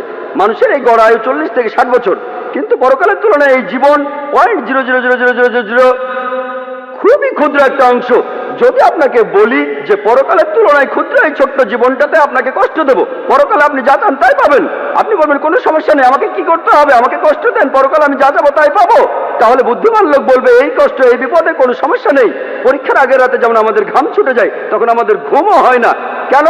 কারণ আমরা পরীক্ষায় পাশ করতে চাই। একইভাবে যদি কোনো স্ত্রী বিভিন্ন রকমের কষ্ট সহ্য করে, সেটা যাই হোক, সে যদি কোরআনে লেখা ঈশ্বরের নির্দেশ মানে, তাহলে সে বেহেশতে যাবে। যদি স্বামী কর্তব্য পালন না করে, সে বেহেশতে যাবে না, কর্তব্য করলে বেহেশতে যাবে। আশা করি উত্তরটা পেয়েছেন। এবারের প্রশ্ন ডান দিক থেকে। আমি আবারও প্রশ্ন করতে এসেছি। কিছু লোক, ধর্মীয় কিছু লোক ঈশ্বরকে একটা নাম দিয়ে ডাকে। কিছু লোক বলে অলৌকিক শক্তি, আর বৈজ্ঞানিকরা বলে কসমিক এনার্জি, আর প্যারাসাইকোলজিস্টরা বলে এটা একটা সুপার কনসেন্স। তাহলে এই প্যারাসাইকোলজি দিয়েই প্রমাণ করা যায় যে একজন ঈশ্বর আছেন। ভাই, আপনার প্রশ্নটা কি, আপনার প্রশ্নটা কি আবার বলবেন? হ্যাঁ, মানুষ ঈশ্বরকে ডাকে তার জ্ঞান আর বোধের স্তর থেকে। ঠিক, কেউ হয়তো বলে সুপার কনসেন্স, কেউ আর বলে সুপার পাওয়ার, যিনি সবচেয়ে শক্তিশালী। আর বিজ্ঞানীরা এটাকে বলে কসমিক এনার্জি, যেটা যে এনার্জিটা সৃষ্টির আগে থেকেই ছিল, এটাই বিশ্ব ব্রহ্মাণ্ড তৈরি করে। এই কথাগুলো বিজ্ঞানীরাই বলেছেন। অবশ্য কিছু লোক বলে যে এটা পরে বানানো হয়েছে। এই ধর্মটা বানিয়েছিলেন রোমান সম্রাট কনস্ট্যান্টাইন। সেটা ছিল 325 সালে নাইসিয়া কনফারেন্সে, সেখানে এটা বানানো হয়েছিল। আর সেখানে বলা হয়েছিল ঈশ্বর 7ম দিন বিশ্রাম নিলেন। আমি সেই ধর্মের নামটা বলতে চাচ্ছি না। এখন সেই কসমিক এনার্জি যদি বিশ্রাম নেয়, তাহলে অল্প সময়ের মধ্যেই বিশ্বজগৎ ধ্বংস হয়ে যাবে। আর আমার প্রশ্ন হলো, এই কসমিক এনার্জি সৃষ্টির আগে কি অবস্থায় ছিল, আর মানুষ জাতি ধ্বংস হয়ে গেলে তখন এই কসমিক এনার্জি কি করবে? ভাই, তখন এই পৃথিবীর কি অবস্থা হবে? ধন্যবাদ। ভাই, আপনি প্রশ্ন করলেন, কিছু লোক বলে সুপার কনসেন্স, কেউ বলে সুপার পাওয়ার। কিছু লোক বলে কসমিক এনার্জি। ভাই আপনি যে নামে ডাকেন সঠিক নাম হতে হবে, ভুল নাম হলে আমরা এটা মানবো না। কিছু লোক সঠিক নামে ডাকে সুপার পাওয়ার, সমস্যা নেই, সুপার বিং, সমস্যা নেই। কিছু সঠিক নাম হতে পারে, কিছু ভুল নামও হতে পারে। একটা নাম আপনি বললেন যে বিজ্ঞানীরা বলেন কসমিক এনার্জি, আরেকটা ধর্ম বলে যে ঈশ্বর সপ্তম দিনে বিশ্রাম নিলেন। আপনি এখানে বাইবেলের কথা বলছেন, বুক অব জেনেসিস 2য় অধ্যায়ের 2য় অনুচ্ছেদ, সৃষ্টিকর্তা বিশ্রাম নিলেন সপ্তম দিনে। যদি কসমিক এনার্জি বিশ্রাম নেয় সব ধ্বংস হয়ে যাবে, আমি একমত। তাহলে এই ধর্মগ্রন্থ আমরা মানি না। আর ঈশ্বরকে কসমিক এনার্জি বলে ডাকাটাও আমরা মানি না। ঈশ্বর এই বিশ্বজগতের সব এনার্জির সৃষ্টিকর্তা, তিনি কসমিক এনার্জি নন, তার চেয়েও অনেক বড়। তিনি সবকিছু সৃষ্টি করেছেন আর সবকিছু তার উপর নির্ভরশীল। তাহলে যে ধর্মগ্রন্থে বলা হচ্ছে ঈশ্বর বিশ্রাম নিলেন, আমরা সেটা মানি না। ঈশ্বরের বিশ্রামের প্রয়োজন হয় না। আল্লাহ পবিত্রকরণে বলেছেন, সূরা বাকারার 255 নম্বর আয়াতে উল্লেখ আছে যে আল্লাহর নিদ্রার প্রয়োজন হয় না, তার বিশ্রাম নেওয়ার প্রয়োজন হয় না। তাহলে স্রষ্টার বিশ্রামের প্রয়োজন হয় না, সৃষ্টিকর্তার এই সংজ্ঞাটা আসলে ভুল। সঠিক সংজ্ঞাটা যদি আপনারা কোরআন পড়েন, আল্লাহর বিশ্রামের প্রয়োজন নেই। আর আপনি যে নামেই ডাকুন সেটা সঠিক নাম হলে কোনো আপত্তি নেই, যদি ভুল নামে ডাকেন তাহলে আপত্তি আছে। আজকে বিজ্ঞানীরা ঈশ্বরকে বাতিল করছেন না, ঈশ্বরের প্রচলিত ধারণাকে বাতিল করছেন। আশা করি উত্তরটা পেয়েছেন। অমুসলিম ভাই বোনদের অনুরোধ করছি মাইকের সামনে আসতে, যাতে আমরা আপনাদের দেখতে পারি আর প্রশ্ন করার সুযোগ দিতে পারি। আমার নাম কালিল সুলিভান। আর ডক্টর জাকির নায়েক বললেন যে শেষ নবী হলেন নবী মোহাম্মদ। আর আমার বন্ধুরা আমাকে বলেছে যে যীশু খ্রিস্ট আবার আসবেন। এই কথাটা কি সত্যি?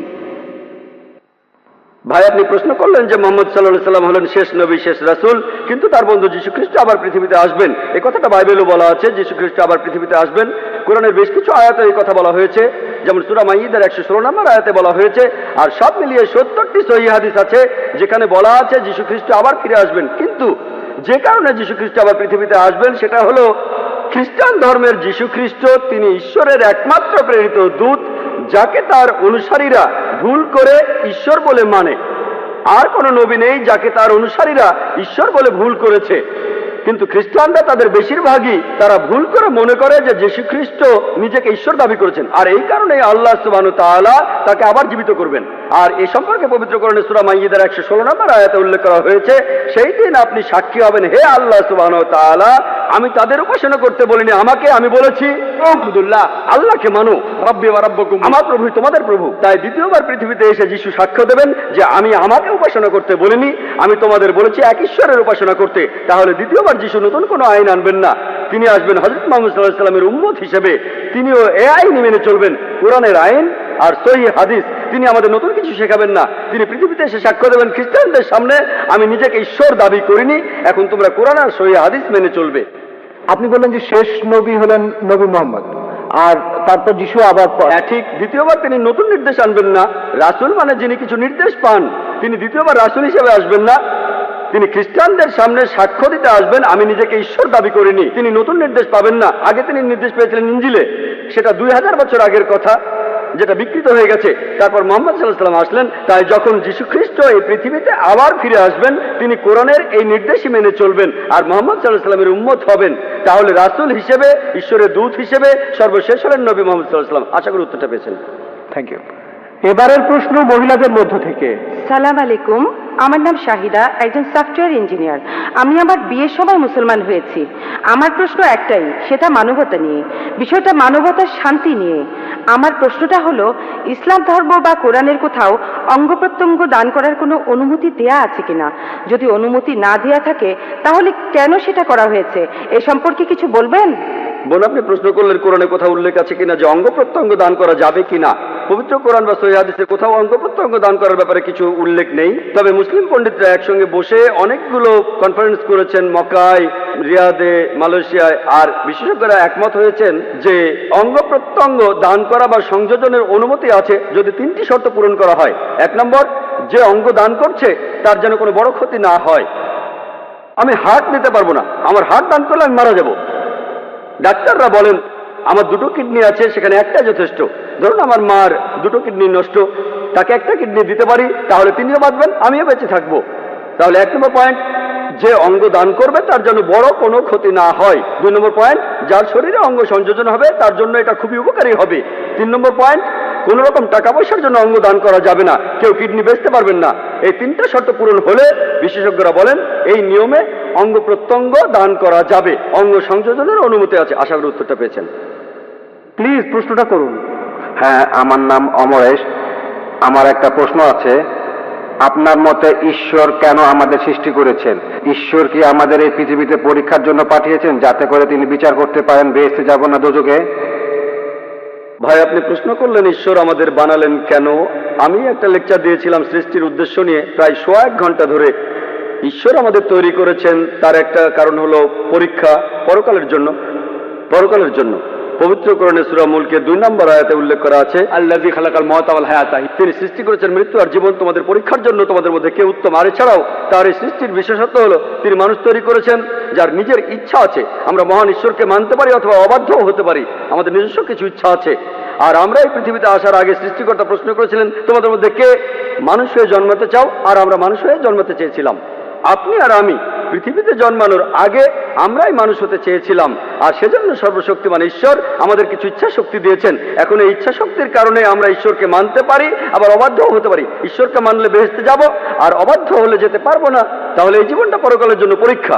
অন্যান্য জীবজন্তু, ফেরেশতা, এদের ইচ্ছা শক্তি নেই, তারা সবসময় আল্লাহ সুবহানাহু ওয়া তাআলাকে মেনে চলে। তাই আমরা পরীক্ষা দিতে চেয়েছি, আমরা পরীক্ষা দিচ্ছি, এখন পরীক্ষা দিচ্ছি।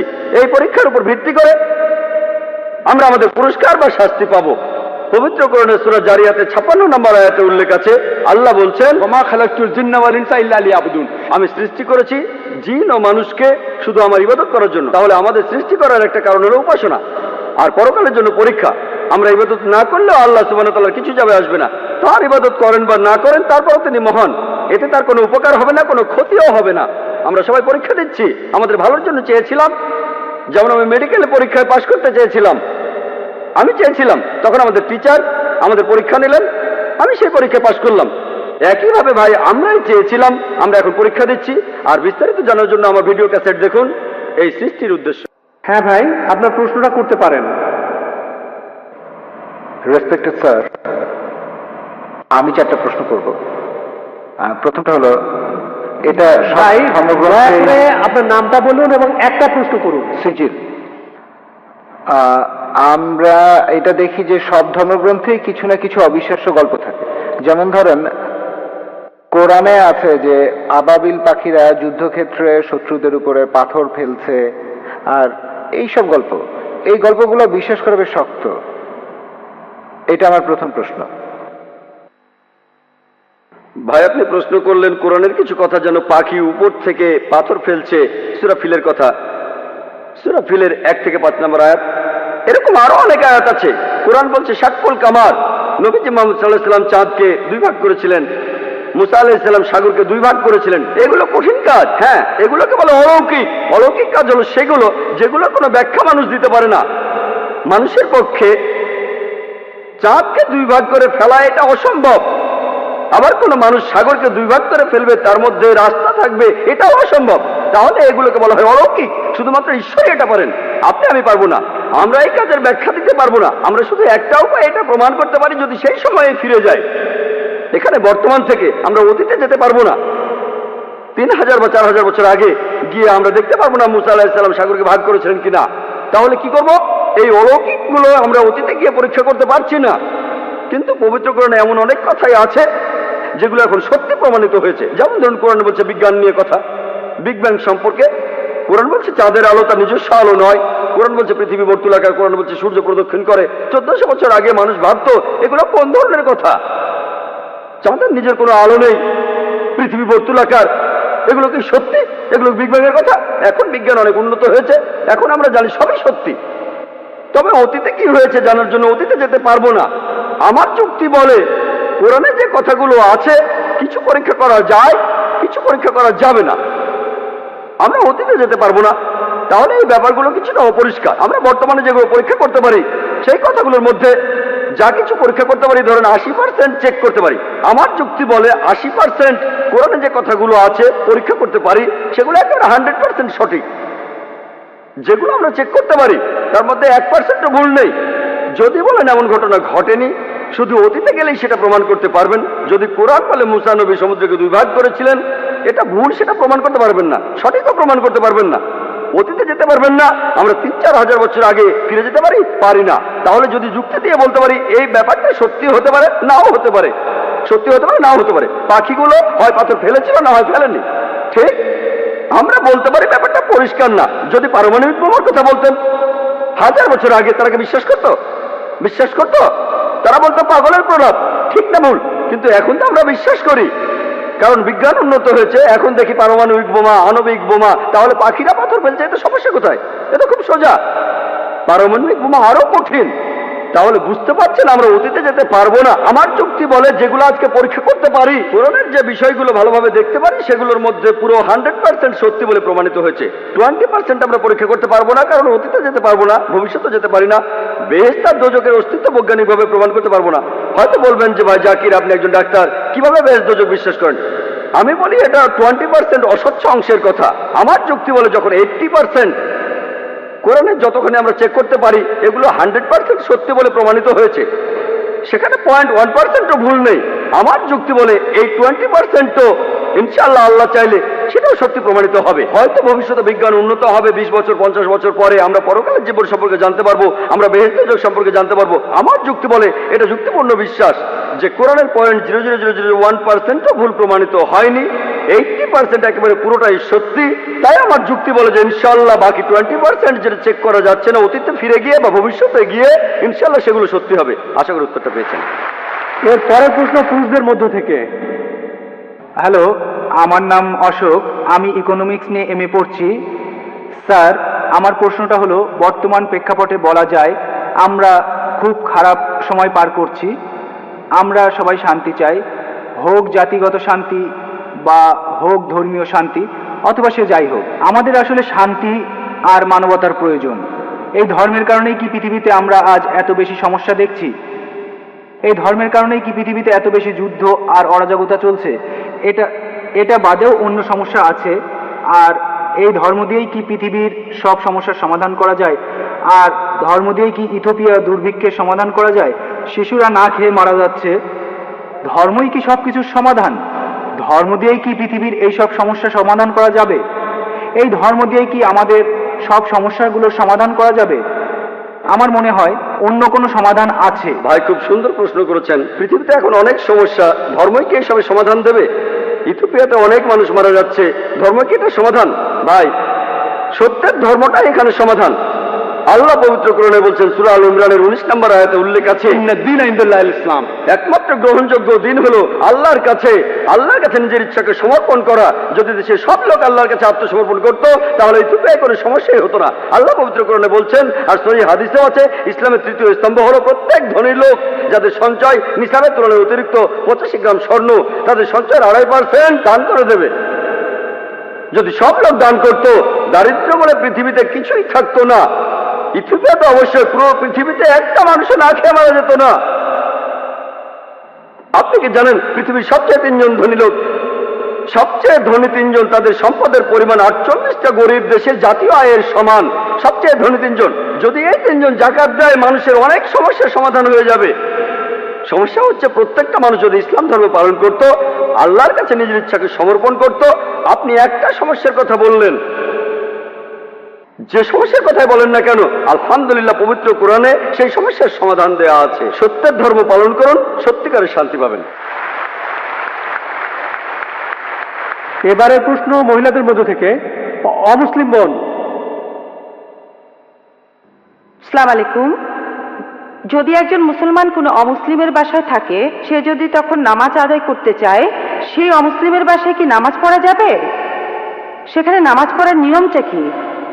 আর মুসলমানরা মন্দির থেকে প্রসাদ নিতে পারবে কিনা সেটা বলবেন কি? বোন, আপনি দুটো প্রশ্ন করেছেন। প্রথমটা হলো কোনো অমুসলিমের ঘরে একজন মুসলিম নামাজ পড়তে পারবে কিনা। যদি সেই ঘরে কোনো সমস্যা না থাকে, যদি আপনার সামনে কোনো মূর্তি না থাকে, যদি আপনার নামাজ পড়ার জায়গাটা পরিষ্কার থাকে, আপনি তাহলে নামাজ পড়তে পারেন। আমাদের প্রিয় নবী মুহাম্মদ সাল্লাল্লাহু আলাইহি ওয়াসাল্লাম বলেছেন, এটা আছে সহিহ বুখারীতে 1ম খণ্ড বুক অফ সালাত, যে পুরো পৃথিবী একটা মসজিদ বিশ্বাসীদের জন্য। যদি জায়গাটা পরিষ্কার থাকে আর ইসলামের কোনো নিয়ম ভাঙা না হয়, আপনি নামাজ পড়তে পারেন। এবারে প্রসাদের ব্যাপারে বলি। প্রসাদ হলো খাবার, যেটা পুজোর সময় হিন্দু ধর্মের লোকেরা উৎসর্গ করে তাদের দেবতাদের নামে। আল্লাহ পবিত্র কোরআনে সব মিলিয়ে 4টা আয়াতে বলেছেন। সূরা বাকারার 173 নম্বর আয়াতে আছে, সূরা মাইদার 3 নম্বর আয়াতে উল্লেখ আছে, সূরা আনামের 145 নম্বর আয়াতে আছে, আর সূরা নাহলের 115 নম্বর আয়াতে উল্লেখ আছে, حرمت عليكم الميتة والدم ولحم الخنزير وما أهل لغير الله به। তোমাদের জন্য যে খাদ্যগুলো হারাম, মৃত জন্তু, রক্ত, শূকরের মাংস এবং যেটা জবাই করার সময় আল্লাহ ছাড়া অন্য কারো নাম নেওয়া হয়। তাহলে প্রসাদ খাওয়াটা হারাম, প্রসাদ খাওয়ার অনুমতি নেই ইসলামে। তবে অনেক মুসলমান আছেন যারা কষ্ট দিতে চান না, তাদের অমুসলিম বন্ধুদের কষ্ট দিতে চান না তাই তারা কি করেন, কিছু মুসলমান বিসমিল্লাহ বলে খেয়ে ফেলেন। পরের দিন বিসমিল্লাহ বলে মদ খাবেন, বিসমিল্লাহ বলে শুকর খাবেন। যে খাবারে আল্লাহ ছাড়া অন্য দেবতার নাম নেওয়া হয়েছে সেটা ইসলামে হারাম। এখানে আপনি কি করবেন, আমার ভিডিও ক্যাসেট দেখতে পারেন, দাওয়া ও ডিস্ট্রাকশন, সেখানে দেখবেন কিভাবে অমুসলিমদের বোঝাবেন প্রসাদ খাওয়ার ব্যাপারে, আর কিভাবে তাদের ধর্মগ্রন্থ দিয়েই তাদেরকে বোঝাতে পারবেন। আশা করি উত্তরটা পেয়েছেন। এবারের প্রশ্ন পুরুষদের মধ্য থেকে। আমি একটা বিষয় পরিষ্কার করতে চাই, সবকিছু কি আল্লাহর পরীক্ষা? সবকিছুই কি আল্লাহর পরীক্ষা? ভাই, আপনি প্রশ্ন করেছেন সবকিছু আল্লাহর পরীক্ষা কিনা। আমাদের জীবনটাই পরীক্ষা। মাঝে মধ্যে আমরা নিজেরাই নিজেদের জন্য সমস্যা তৈরি করি, আমরা নিজেরাই নিজেদের সমস্যা তৈরি করি। এই জীবনটা আসলে পরকালের জন্য একটা পরীক্ষা। তাহলে তো ব্যাপারটা দাঁড়াচ্ছে কেউ বেহেশতে যেতে পারবে না, কারণ মানুষ মাত্রই ভুল করে। ভাই, আপনি বললেন যে কেউ তাহলে বেহেশতে যেতে পারবে না, কারণ মানুষ মাত্র ভুল করে। আমি একমত, মানুষ ভুল করে, প্রত্যেক মানুষই ভুল করে। আর এজন্যই নবীজি বলেছেন আল্লাহ সুবহানাহু ওয়া তাআলার করুণা আর দয়া ছাড়া কোনো লোক বেহেশতে যেতে পারবে না। আমার লেকচারে সে কথা বলেছি যে আমরা মানুষরা ভুল করি, কিন্তু আল্লাহ সেটা মাফ করে দিচ্ছেন। তিনি গাফুর, তিনি রাহিম, তিনি করুণাময়, তিনি পরোপকারী, তিনি এই লোকদের মাফ করে দেন। তবে তিনি কিছু নিয়ম কানুন মেনে চলেন। আর আল্লাহ তিনি এমন কিছু বলেন না যে তুমি দেখতে ভালোটা মাফ করে দিলাম, তুমি দেখতে খারাপটাকে মাফ করলাম না। আল্লাহ মানুষের জন্য আইন কানুনগুলো বলেছেন কোরআনে। তাই শুধু আল্লাহর করুণা পেলেই আপনি বেহেশতে যেতে পারবেন। যদি আল্লাহ আপনার সমস্যাগুলো খুঁটিয়ে খুঁটিয়ে ধরেন আর পয়েন্ট বিয়োগ করেন, সেই সাথে সবগুলো ভালো কাজের পয়েন্ট যোগ করেন, তাহলে কোনো মানুষ বেহেশতে যেতে পারবে না, এমনকি নবীজিও না। নবীজি কথা বলেছেন, এটা নবীজির হাদিস। পবিত্র কোরআন বলছে আল্লাহ আপনার ভালো কাজগুলোকে 10 দিয়ে গুণ করবেন আর খারাপ কাজগুলোকে 1 দিয়ে। আর আল্লাহ এরকমই করুণাময়, তিনি মানুষকে ক্ষমা করে দেন, তবে একটা অন্যায় তিনি ক্ষমা করবেন না। পবিত্র কোরআনে সূরা নিসার 48 নম্বর আয়াতে উল্লেখ আছে এবং সূরা নিসার 116 নম্বর আয়াতে উল্লেখ আছে যে অন্যায়টা তিনি কখনোই ক্ষমা করবেন না, সেটা হলো শিরক, আল্লাহ ছাড়া অন্য কারো উপাসনা করা। অন্য কোনো অন্যায় হয়তো তিনি ক্ষমা করতে পারেন, আর আল্লাহকে ছাড়া অন্য কোনো দেবতার উপাসনা করা, এটা হলো সবচেয়ে বড় অন্যায়। আশা করি উত্তরটা পেয়েছেন। আপনি কি আরো কিছু বলতে চান ভাই? হ্যাঁ, এখন ধরি একজন লোক, সে তার সব কাজ ভালোভাবে করলো, কিন্তু সেই লোক তার 3 জন স্ত্রীকে সমানভাবে দেখলো না, সেই লোক কি তখন বেহেশতে যাবে? ভাই, আপনি প্রশ্ন করলেন যে যদি, আমি আপনার প্রশ্নটা বুঝেছি, যদি কোনো লোকের 3 জন স্ত্রী থাকে আর সে সমান বিচার করতে না পারে, সে কি বেহেশতে যাবে? হ্যাঁ যাবে। কেন যেতে পারবে না? কারণ আমাদের পক্ষে পুরোপুরি নিষ্পাপ পাওয়াটা খুবই কঠিন। আপনি তো বললেন সব মানুষই ভুল করে, অনেক মানুষই ভুল করে। আপনার মনেও কোনো খারাপ চিন্তা আসতে পারে, এটাও তো ভুল। তাই আপনি যদি ভুল করেন সেজন্য ক্ষমা চাইবেন। যে লোক তার স্ত্রীদের সঙ্গে সুবিচার করতে পারে না, সে যদি ক্ষমা প্রার্থনা করে আল্লাহ ক্ষমা করতে পারেন, তাকে বেহেশতে নিতে পারেন। হতে পারে সে অনেক ভালো কাজ করেছে, তাই আল্লাহ তাকে ক্ষমা করতে পারেন। এই সব নির্ভর করছে আল্লাহ সুবহানাহু ওয়া তাআলার উপর। তিনি বিচার করবেন। একজন লোক তার স্ত্রীদের প্রতি সমান বিচার করবে, তবে যদি করতে না পারে সে বেহেশতে যেতেও পারে, নাও যেতে পারে। তার পুরো জীবনের সবগুলো কাজ বিচার করে আল্লাহ সবকিছু ঠিক করবেন। সে বেহেশতে যেতেও পারে, নাও যেতে পারে। সে ক্ষমা প্রার্থনা করলে আল্লাহ তাকে ক্ষমা করতে পারেন। আশা করি উত্তরটা পেয়েছেন। হ্যাঁ ভাই, আপনি? স্যার, ইসলাম ধর্মে বিনোদনের কোন কোন বিষয়গুলোকে অনুমতি দেওয়া হয়েছে? মিউজিক সম্পর্কে ইসলাম কি বলে? আর সুফিজম সম্পর্কে কি কিছু বলবেন?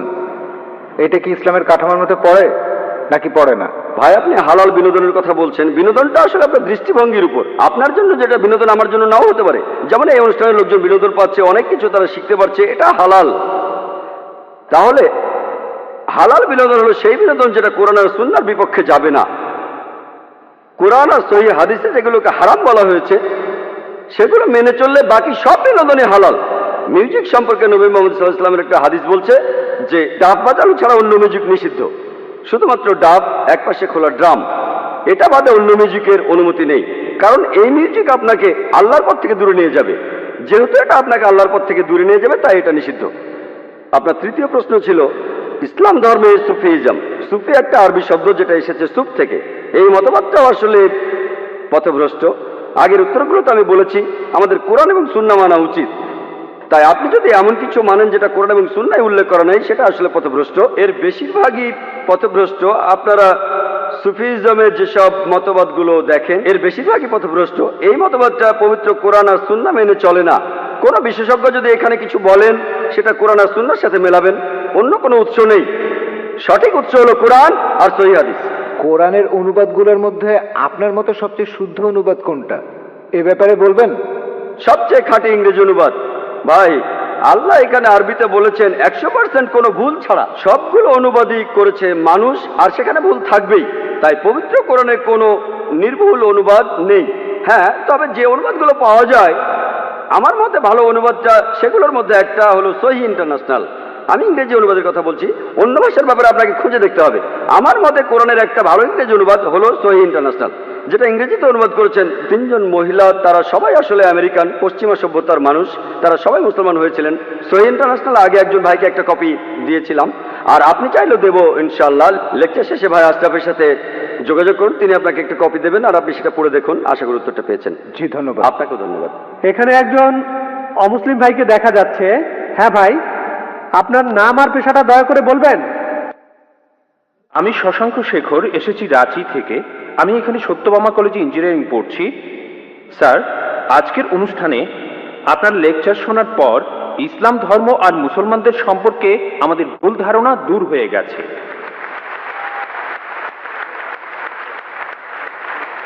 স্যার, আমি জম্মু আর কাশ্মীরে গিয়েছি, সেখানকার ভীতিকর অবস্থা দেখেছি। মানুষ সেখানে কষ্টে আছে মুসলমানদের সেই তথাকথিত জিহাদের কারণে।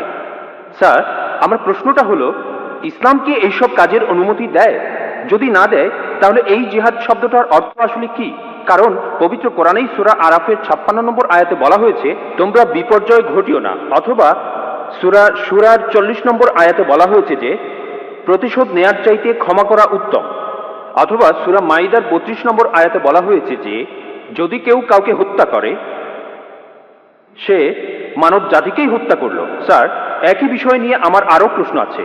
সেটা হলো, ইসলাম ধর্মে কোন জিনিসটাকে আমরা বেশি গুরুত্ব দেব, ধর্ম বা মাযহাব, নাকি আমাদের দেশ, মাদারল্যান্ড, মাতৃভূমি বা কওম?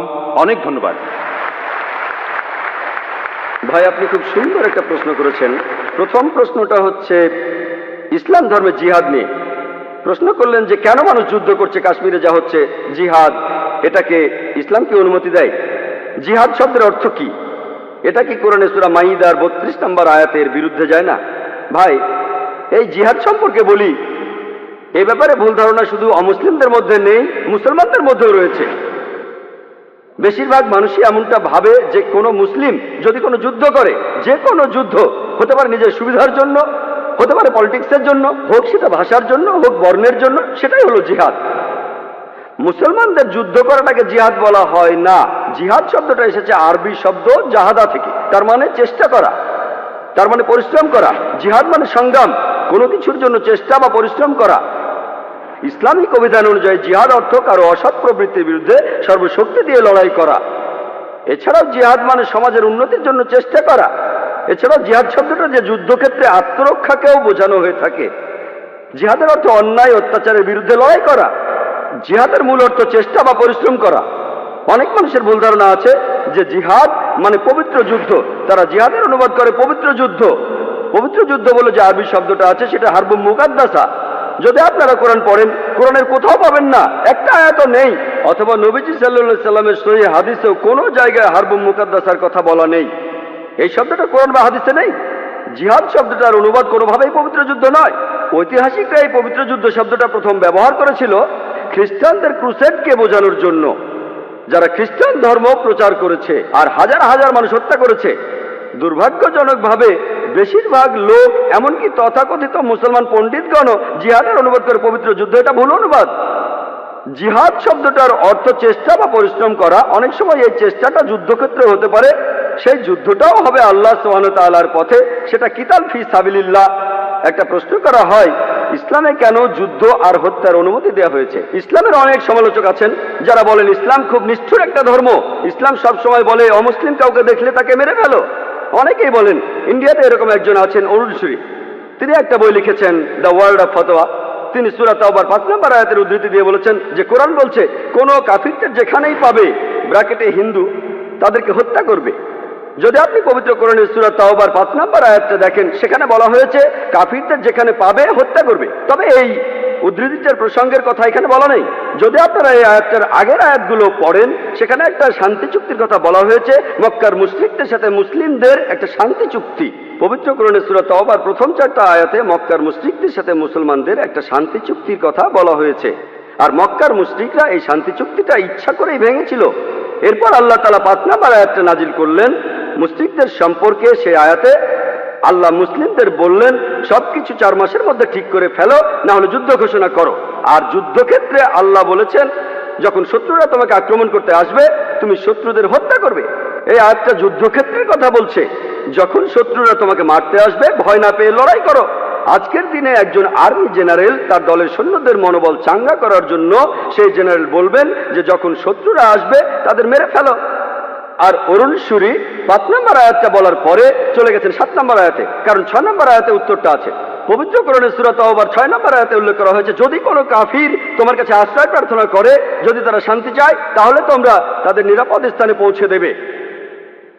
শত্রু যদি আশ্রয় প্রার্থনা করে তাদের নিরাপদ স্থানে পৌঁছে দাও। আজকের দিনের সবচেয়ে ভালো আর্মি জেনারেল খুব বেশি হলে তার সৈন্যদের বলবেন যে শত্রুদের চলে যেতে দাও। এখানে আল্লাহ বলছেন তাদের শুধু ছেড়ে দিও না, তাদের কোনো নিরাপদ স্থানে পৌঁছে দাও। যখনই কোরআনে যুদ্ধের প্রসঙ্গে কথা থাকে, আরেকটা হলো সূরা আনফালের 60 নম্বর আয়াতে উল্লেখ আছে তোমাদের শক্তি ও অশ্ববাহিনী প্রস্তুত রাখো আর শত্রুদের আক্রমণ করো। পরের আয়াতেই বলছে কিন্তু শত্রুরা যদি সন্ধি করতে চায় তুমিও সন্ধি করো। তাহলে যে আয়াতগুলোতে যুদ্ধের কথা বলা হয়েছে তার পরের আয়াতেই বলছে যদি তারা শান্তি চায় শান্তিই ভালো। এখন আরেকটা প্রশ্ন, সূরা মাইদার 32 নম্বর আয়াতে কি বলছে বা সূরা নিসার 40 নম্বর আয়াতে কি বলছে যে যদি কোনো মানুষকে হত্যা করা হয় তাহলে সে যেন পুরো মানুষ জাতিকে হত্যা করলো। এটাই হলো ইসলামের আসল কথা।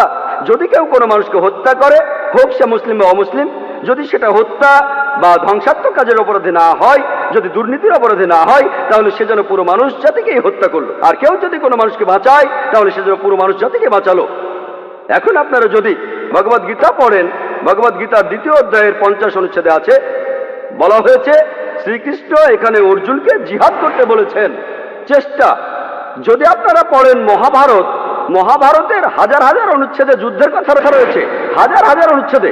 কোরআনে যত যুদ্ধের কথা আছে তার চেয়ে অনেক বেশি। মহাভারত একটা ধর্মগ্রন্থ, আপনারা হয়তো জানেন। এখানে রাজ্য নিয়ে একটা যুদ্ধের গল্প রয়েছে পাণ্ডব আর কৌরবদের মধ্যে। পাণ্ডবদের 5 ভাই আর কৌরবরা 100 ভাই, যুদ্ধ। আর ভগবদ গীতা হলো মহাভারতের অংশ। 18টা অধ্যায় কৃষ্ণের কথা। প্রভু তিনি উপদেশ দিচ্ছেন অর্জুনকে। অর্জুন বলছে, এটা আছে ভগবদ গীতার 1 নম্বর অধ্যায় 42 থেকে 46 অনুচ্ছেদে, আমি আমার আত্মীয়দের সাথে যুদ্ধ না করে নিরস্ত্র অবস্থায় এই যুদ্ধক্ষেত্রে মরে যাব। কিভাবে জ্ঞাতি ভাইদের সাথে যুদ্ধ করব? কৌরবরা আমার জ্ঞাতি ভাই, যুদ্ধ না করে আমি বরং যুদ্ধক্ষেত্রে নিরস্ত্র অবস্থায় মরে যাব। ঠিক তখনই শ্রীকৃষ্ণ জানেন তিনি কি বলেছিলেন? 2য় অধ্যায় 2 আর 3 অনুচ্ছেদে আছে তোমার মনে এমন অশুদ্ধ চিন্তা এলো কিভাবে? এটা একটা পাপ। তুমি এতটা দুর্বল হলে কিভাবে? তোমার হৃদয় দুর্বল হলো কিভাবে? শ্রীকৃষ্ণ নিজেই বলেছেন যে অর্জুনের চিন্তাটা ঠিক নয়, এটা অশুদ্ধ চিন্তা, এটা একটা পাপ। এটা করলে তুমি স্বর্গে যেতে পারবে না, তুমি বেহেশতে যেতে পারবে না। এরপরে ভগবদ গীতার 2য় অধ্যায়ের 31 থেকে 33 অনুচ্ছেদে আছে শ্রীকৃষ্ণ তিনি বলেছেন, তিনি অর্জুনকে বলেছেন যে ক্ষত্রিয়দের দায়িত্ব হলো যুদ্ধ করা। যদি যুদ্ধ না করো তাহলে স্বর্গে যেতে পারবে না, আর যুদ্ধ না করলে তুমি একটা পাপ করবে। যদি ভালো করে দেখেন ভগবদ গীতায় শ্রীকৃষ্ণ বলছেন যে তোমাকে যুদ্ধ করতে হবে। চিন্তা করেন, আমি যদি ভগবদ গীতার এই উদ্ধৃতি দিয়ে বলি যে শ্রীকৃষ্ণ বলছেন অর্জুনকে তোমার আত্মীয় স্বজনদের যুদ্ধ করে হত্যা করতে হবে, কোন প্রসঙ্গ ছাড়া উদ্ধৃতি দিলে সেটা হবে শয়তানি। আর প্রসঙ্গটা বললে শ্রীকৃষ্ণ অর্জুনকে বলছেন যদি তোমাকে লড়তে হয় মিথ্যার বিরুদ্ধে, সত্যের জন্য, তুমি যে কারো বিরুদ্ধে যুদ্ধ করো, এমনকি সে যদি আত্মীয় হয়। প্রসঙ্গটা বললে অনুচ্ছেদটা যুক্তি আছে। যখন ন্যায় বিচারের জন্য যুদ্ধ করছেন, যদি সেটা আত্মীয় স্বজনের বিরুদ্ধে যায় তাতে কোনো সমস্যা নেই। ভগবদ গীতা আর মহাভারতে এই কথাটাই বলা হয়েছে, সত্যের পক্ষে আর মিথ্যার বিরুদ্ধে যুদ্ধ। যখনই আমি কোনো হিন্দুকে মহাভারত আর গীতার কথা বলবো, সে তো এটা জানে। সে বলবে না, মহাভারত আর গীতায় সত্যের সাথে মিথ্যার যুদ্ধের কথা বলা হয়েছে, আর ঠিক এরকম কথাই আছে পবিত্র কোরআনে। তাহলে মহাভারত আর গীতার উদ্ধৃতিগুলো শুনলে আপনি কোরআনকেও বুঝতে পারবেন। এছাড়াও অনেক লোক বলে, ও কোরআনে জিহাদের কথা বলছে, আপনি জিহাদ করতে গিয়ে মারা গেলে বেহেশতে যাবেন। অনেকে আছেন, তাদের একজন অরুণ সুরি বলছেন, তিনি সহিহ বুখারী থেকে হাদিসের উদ্ধৃতিও দিয়েছেন। 4 নম্বর খণ্ড, বুক অব জিহাদ, 2 নম্বর অধ্যায়ের 46 নম্বর হাদিস বলা হয়েছে, একজন মুজাহিদ হলো সেই লোক যে আল্লাহ সুবহানাহু ওয়া তাআলার পথে চেষ্টা করে, আর আল্লাহ নিজেই জানেন কে চেষ্টা করছে। এরপরে নবীজি বলেছেন, যদি কোনো মুজাহিদ যুদ্ধক্ষেত্রে মারা যায়, সে জান্নাতে যাবে, সে পরকালে বেহেশতে যাবে। কিন্তু যদি সে ফিরে আসে, মারা না যায়, সে ফিরে আসবে গনিমতের মাল নিয়ে। এই হাদিসটা আর কোরআনের বিভিন্ন আয়াতের কথা বলছেন ইসলামের সমালোচকরা। আমি ভাবি হিন্দু সমালোচকরা এই উদ্ধৃতিটা দেয় কিভাবে? তারা কি ভগবদ্গীতা পড়েনি? তারা কি মহাভারত পড়েনি? এমনকি শ্রীকৃষ্ণ তিনি ভগবদ্গীতায় বলেছেন, 2য় অধ্যায়ের 37 অনুচ্ছেদে আছে, হে অর্জুন, হে কুন্তির পুত্র, যুদ্ধের প্রস্তুতি নাও। যদি যুদ্ধে মারাও যাও, কোনো সমস্যা নেই, তুমি স্বর্গে চলে যাবে। আর যদি তুমি জয়লাভ করে ফিরে আসো, তাহলে তুমি এই পৃথিবীর ধন সম্পদগুলো পাবে। হাদিসে একই কথা আছে। তাহলে কৃষ্ণ যখন অর্জুনকে বলছে, যুদ্ধ করো, সমস্যা নেই, যদি মারা যাও স্বর্গে চলে যাবে, যদি যুদ্ধে জিতে ফিরে আসো তুমি অনেক ধন সম্পদ পাবে। সহিহ বুখারীও একই কথা বলছে, কোরআনেও একই কথা আছে। তাহলে ধর্মগ্রন্থগুলো পড়লে আমরা একে অন্যকে ভালোভাবে বুঝতে পারবো। তাহলে ইসলামে যুদ্ধের অনুমতি আছে শেষ উপায় হিসেবে, আত্মরক্ষার জন্য, আর অত্যাচারের বিরুদ্ধে, না হলে নয়। আর জিহাদ অর্থ চেষ্টা বা পরিশ্রম করা। এবার আমরা দ্বিতীয় প্রশ্নে আসি, কোনটা বেশি ইম্পর্ট্যান্ট? এখানে বেশি ইম্পর্ট্যান্ট কি দেশের আইন কানুন মেনে চলা, নাকি মজাব বা দিনকে মানা? যেন আমাকে প্রশ্ন করছেন, আমার উপর কার দাবি আগে? আমার বাবার দাবি আগে না মায়ের দাবি আগে? ভাই, দেশের আইন আর ধর্মের আইন মানার ব্যাপারে একটা কথা বলি, আল্লাহকে মানার ব্যাপারে বলি। মহান ঈশ্বর আমাদের সৃষ্টিকর্তা, তিনি আমাদের চাইতে অনেক উপরে। ঈশ্বরের আইন মেনে চলাটা আমাদের কাছে সবচেয়ে ইম্পর্টেন্ট, অন্য যে কোনো আইনের চাইতে। সে আইনটা যেই লিখুক না কেন, যেই লিখুক না কেন। তবে আমি একজন ইন্ডিয়ান, আমি জানি যে ইন্ডিয়ার সংবিধানে এমন কোনো আইন নেই যেটা ইন্ডিয়ার কোনো মুসলমানকে তার ধর্ম পালন করতে বাধা দেয়। কোনো বাধা নেই। সত্যি বলতে, ইন্ডিয়া এমন একটি দেশ যার সংবিধানে লেখা আছে যে ইন্ডিয়ার নাগরিক, তাদের জন্য এটা জন্মগত অধিকার যে তারা তাদের ধর্ম পালন করতে পারবে। আমিও সে কাজই করছি। ইন্ডিয়ায় এমন একটা আইনও নেই যেটা আমাকে আমার ফরজ পালনে বাধা দেয় আর আমাকে দিয়ে হারাম কাজ করাতে বাধ্য করে। এমন কোনো আইন নেই। আমি 5 ওয়াক্ত নামাজ পড়তে চাইলে পড়বো, না পড়তে চাইলে পড়বো না।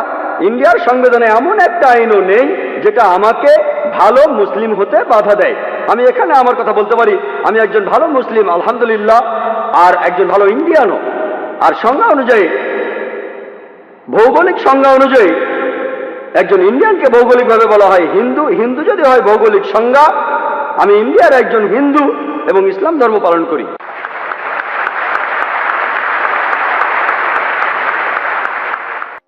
হ্যাঁ ভাই, আপনার প্রশ্নটা করেন। গুড ইভিনিং, আমার নাম শ্রীরাম, আমি একজন হিন্দু। ইসলাম ধর্ম পালন না করে আমি যদি হিন্দুইজম পালন করি বা খ্রিস্টান ধর্ম পালন করি, তাহলে কি আমার বেহেশতে যাওয়া কঠিন হবে? ভাই, আপনি খুব সুন্দর প্রশ্ন করেছেন যে ইসলাম ধর্ম পালন না করে হিন্দু বা খ্রিস্টান ধর্ম পালন করলে তখন আপনি বেহেশতে যেতে পারবেন না কি পারবেন না? ভাই, আমি আগেও বলেছি যে পবিত্র কোরআনে সূরা আল ইমরানের 19 নম্বর আয়াতে উল্লেখ আছে, ইন্নাদ-দীনা ইনদাল্লাহিল ইসলাম। আল্লাহর কাছে গ্রহণযোগ্য দিন হলো নিজের ইচ্ছাকে আল্লাহর কাছে সমর্পণ করা। যদি খ্রিস্টান শব্দটার কথা বলেন, পুরো বাইবেলে কোথাও খ্রিস্টান শব্দটা নেই। হিন্দু শব্দটা যেমন হিন্দু ধর্মগ্রন্থে নেই, তেমনি খ্রিস্টান শব্দটাও কোথাও নেই। বাইবেলের কোথাও শব্দটা নেই। খ্রিস্টান শব্দটা প্রথম ব্যবহার করা হয়েছে বুক অব অ্যাক্টসে। যারা সেই সময় যীশু খ্রিস্টের নির্দেশ মেনে চলতো, তাদের এই নামে ডাকা শুরু করে অ্যান্টিওকের লোকেরা। বুক অব অ্যাক্টসে সেটা দেখবেন, খ্রিস্টান শব্দটা বাইবেলের কোথাও নেই। তাহলে যীশু খ্রিস্ট সেই সময়ে আসলে প্রচার করেছিলেন ইসলাম। এই জন্য তিনি পৃথিবীতে আরেকবার এসে সাক্ষ্য দেবেন খ্রিস্টান ধর্ম বলে কিছু নেই। ইব্রাহিম আলাইহিস সালাম পবিত্র কোরআনে সূরা আল ইমরানের 67 নম্বর আয়াতে উল্লেখ আছে, তিনি ইহুদি বা খ্রিস্টান ছিলেন না, তিনি ছিলেন মুসলমান। ইব্রাহিম আলাইহিস সালাম, মুসা আলাইহিস সালাম ইসলাম প্রচার করেছেন। আর ইসলাম মানে এই নয় যে আমার মুসলমান নাম থাকতে হবে, আমাকে সৌদি আরবে থাকতে হবে, আমার নাম থাকতে হবে জাকির বা আব্দুল।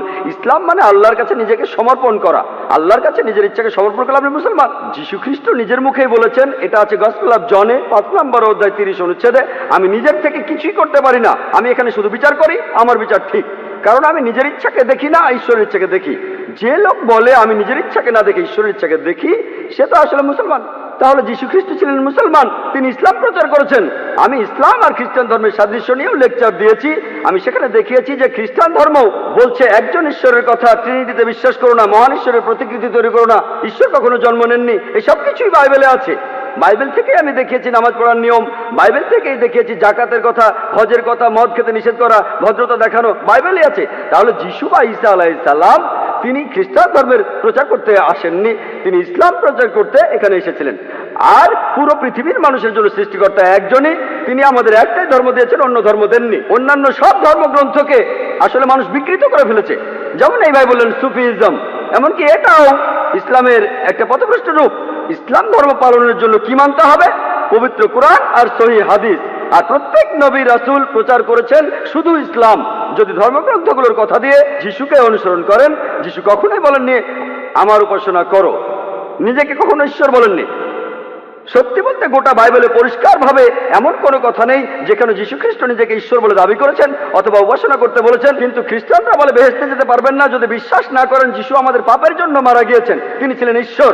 গোটা বাইবেলে একেবারে পরিষ্কারভাবে একটা কথাও নেই যেখানে যীশু খ্রিস্ট নিজেকে ঈশ্বর বলে দাবি করেছেন অথবা উপাসনা করতে বলেছেন। যদি কোনো খ্রিস্টান বাইবেলে এমন একটা কথা দেখাতে পারেন যে যীশু খ্রিস্ট নিজের মুখে বলেছেন যে আমি ঈশ্বর, আমার উপাসনা করো, আমি আজকেই খ্রিস্টান ধর্ম গ্রহণ করব। আর যীশু খ্রিস্ট বাইবেলে বলেছেন, এটা আছে গসপেল অফ জনে 14 অধ্যায়ের 28 অনুচ্ছেদে, যে আমার পিতা আমার চেয়ে বড়। গসপেল অফ জন 10 অধ্যায়ের 29 অনুচ্ছেদে, আমার পিতা সবার চেয়ে বড়। গসপেল অফ ম্যাথিউ 12 অধ্যায়ের 28 অনুচ্ছেদে, আমি ঈশ্বরের আত্মার সাহায্যে শয়তানকে তাড়িয়ে দিই। গসপেল অফ লুক 11 অধ্যায়ের 20 অনুচ্ছেদে, আমি ঈশ্বরের আঙ্গুলের সাহায্যে শয়তানকে তাড়িয়ে দিই। গসপেল অফ জন 5 অধ্যায়ের 30 অনুচ্ছেদে, আমি নিজের থেকে কিছুই করতে পারি না, আমি এখানে বিচার করি আর আমার বিচার সঠিক হয়, কারণ আমি আমার ইচ্ছাটাকে দেখি না, আমার পিতার ইচ্ছাকে দেখি। তিনি ঈশ্বরের কাছে নিজেকে সমর্পণ করেছেন, অর্থাৎ মুসলমান। এটা আছে বুক অফ অ্যাক্টসে 2 নম্বর অধ্যায়ের 22 অনুচ্ছেদে, যে হে ইসরায়েলবাসী, এই কথাটা শোনো, নাজারেথ শহরের যিশু যে ঈশ্বরের একজন প্রেরিত দূত, তোমাদের মধ্যে ঈশ্বর তাকে দিয়ে অনেক অলৌকিক কাজ করাবেন, তোমরাও সাক্ষী থাকবে। যে ঈশ্বরের একজন প্রেরিত দূত, তোমাদের মধ্যে ঈশ্বর তাকে দিয়ে অনেক অলৌকিক কাজ করাবেন, তোমরাও সাক্ষী থাকবে। আপনারা যদি বলেন খ্রিস্টান মানে যারা যীশু খ্রিস্টের নির্দেশগুলি পালন করে চলে, তাহলে আমি বলবো মুসলমানরা খ্রিস্টানদের চেয়ে অনেক বেশি খ্রিস্টান। বাইবেল বলছে শুকর মাংস খাবে না, বাইবেল বলছে মহিলারা তাদের মাথা ঢেকে রাখবে। এটা আছে 1 করিন্থিয়ান্সে 1 করিন্থিয়ান্স 11 অধ্যায়ের 5 থেকে 7 অনুচ্ছেদে, যে মহিলা মাথা ঢেকে রাখবে না তার মাথা কামিয়ে ফেলা হবে। তাহলে ভাই, আল্লাহর সকল নবী রাসূলগণ শুধু ইসলামকেই প্রচার করেছেন। ইসলাম মানে আল্লাহর কাছে নিজের ইচ্ছাকে সমর্পণ করা। যদি আল্লাহর কাছে নিজের ইচ্ছাকে সমর্পণ করতে পারেন, বেহেশতে যাবেন, যদি না করতে পারেন যেতে পারবেন না। আশা করি উত্তরটা পেয়েছেন। এটাই আমাদের শেষ প্রশ্ন। কোনো অমুসলিম ভাই কি আছেন? হ্যাঁ, প্রশ্নটা করেন। রেসপেক্টেড স্যার, আমার প্রশ্নটা হলো, দয়া করে আপনি কি একটু মাইকের কাছে আসবেন যাতে আপনার প্রশ্নটা শুনতে পারি? আমি আপনার কাছে জানতে চাচ্ছি যে কোরআনে বেহেশত সম্পর্কে কি বলা আছে। ভাই, আপনি কোরআনে বেহেশতের বর্ণনাটা জানতে চাচ্ছেন, আমি এখানে সংক্ষেপে বলছি। এটা একটা জায়গা যার নাম জান্নাহ। এই জান্নাহ শব্দটা আরবি থেকে বাংলায় অনুবাদ করলে হয় বাগান। জায়গাটা চিরস্থায়ী সুখের। এখানে বলা হয়েছে আপনার পায়ের নিচে নদী বয়ে যাবে, মধুর নদী থাকবে, দুধের নদী থাকবে, ফলমূলের কথা আছে, ডালিম, পেয়ারা ইত্যাদি। এই জায়গাটা আসলে পরকালের জন্য একটা পুরস্কার। হ্যাঁ স্যার, একটা কথা স্যার। হ্যাঁ, আপনি বেহেশতের বর্ণনা শুনতে চাইলেন? হ্যাঁ স্যার, আমরা সেখানে কোন অবস্থায় থাকবো?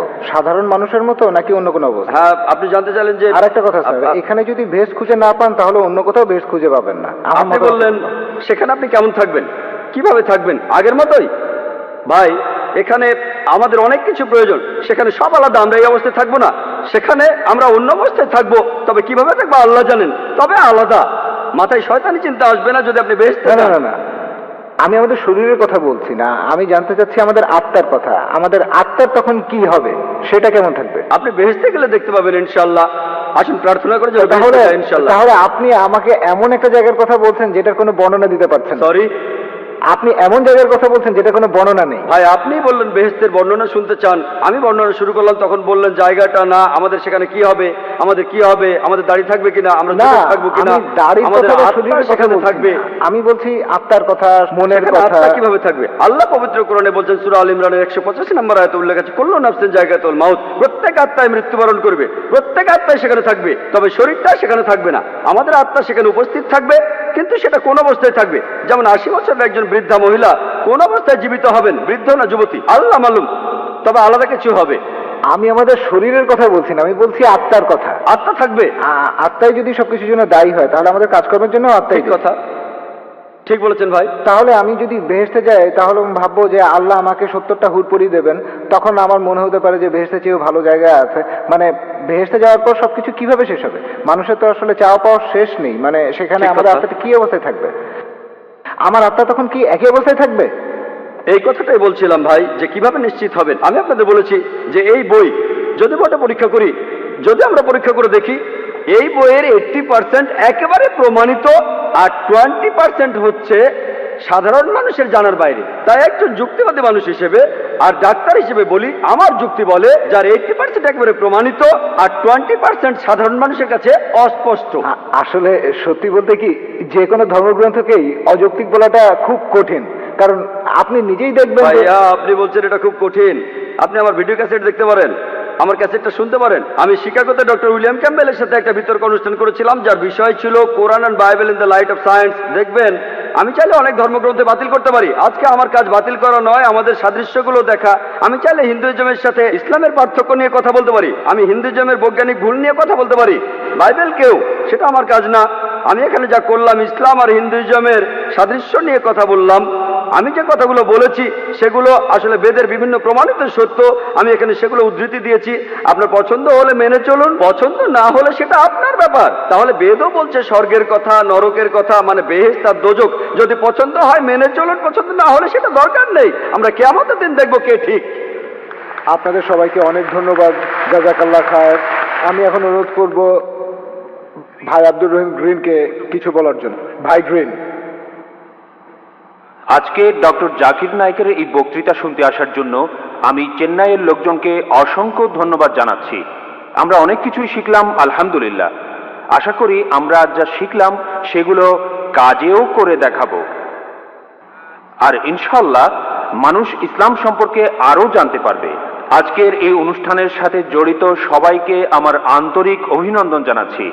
আলহামদুলিল্লাহ রাব্বিল আলামিন। আল্লাহুম্মা সাল্লি আলা মুহাম্মাদিন ওয়া আলা আলিহি ওয়া আসহাবিহি আজমাইন।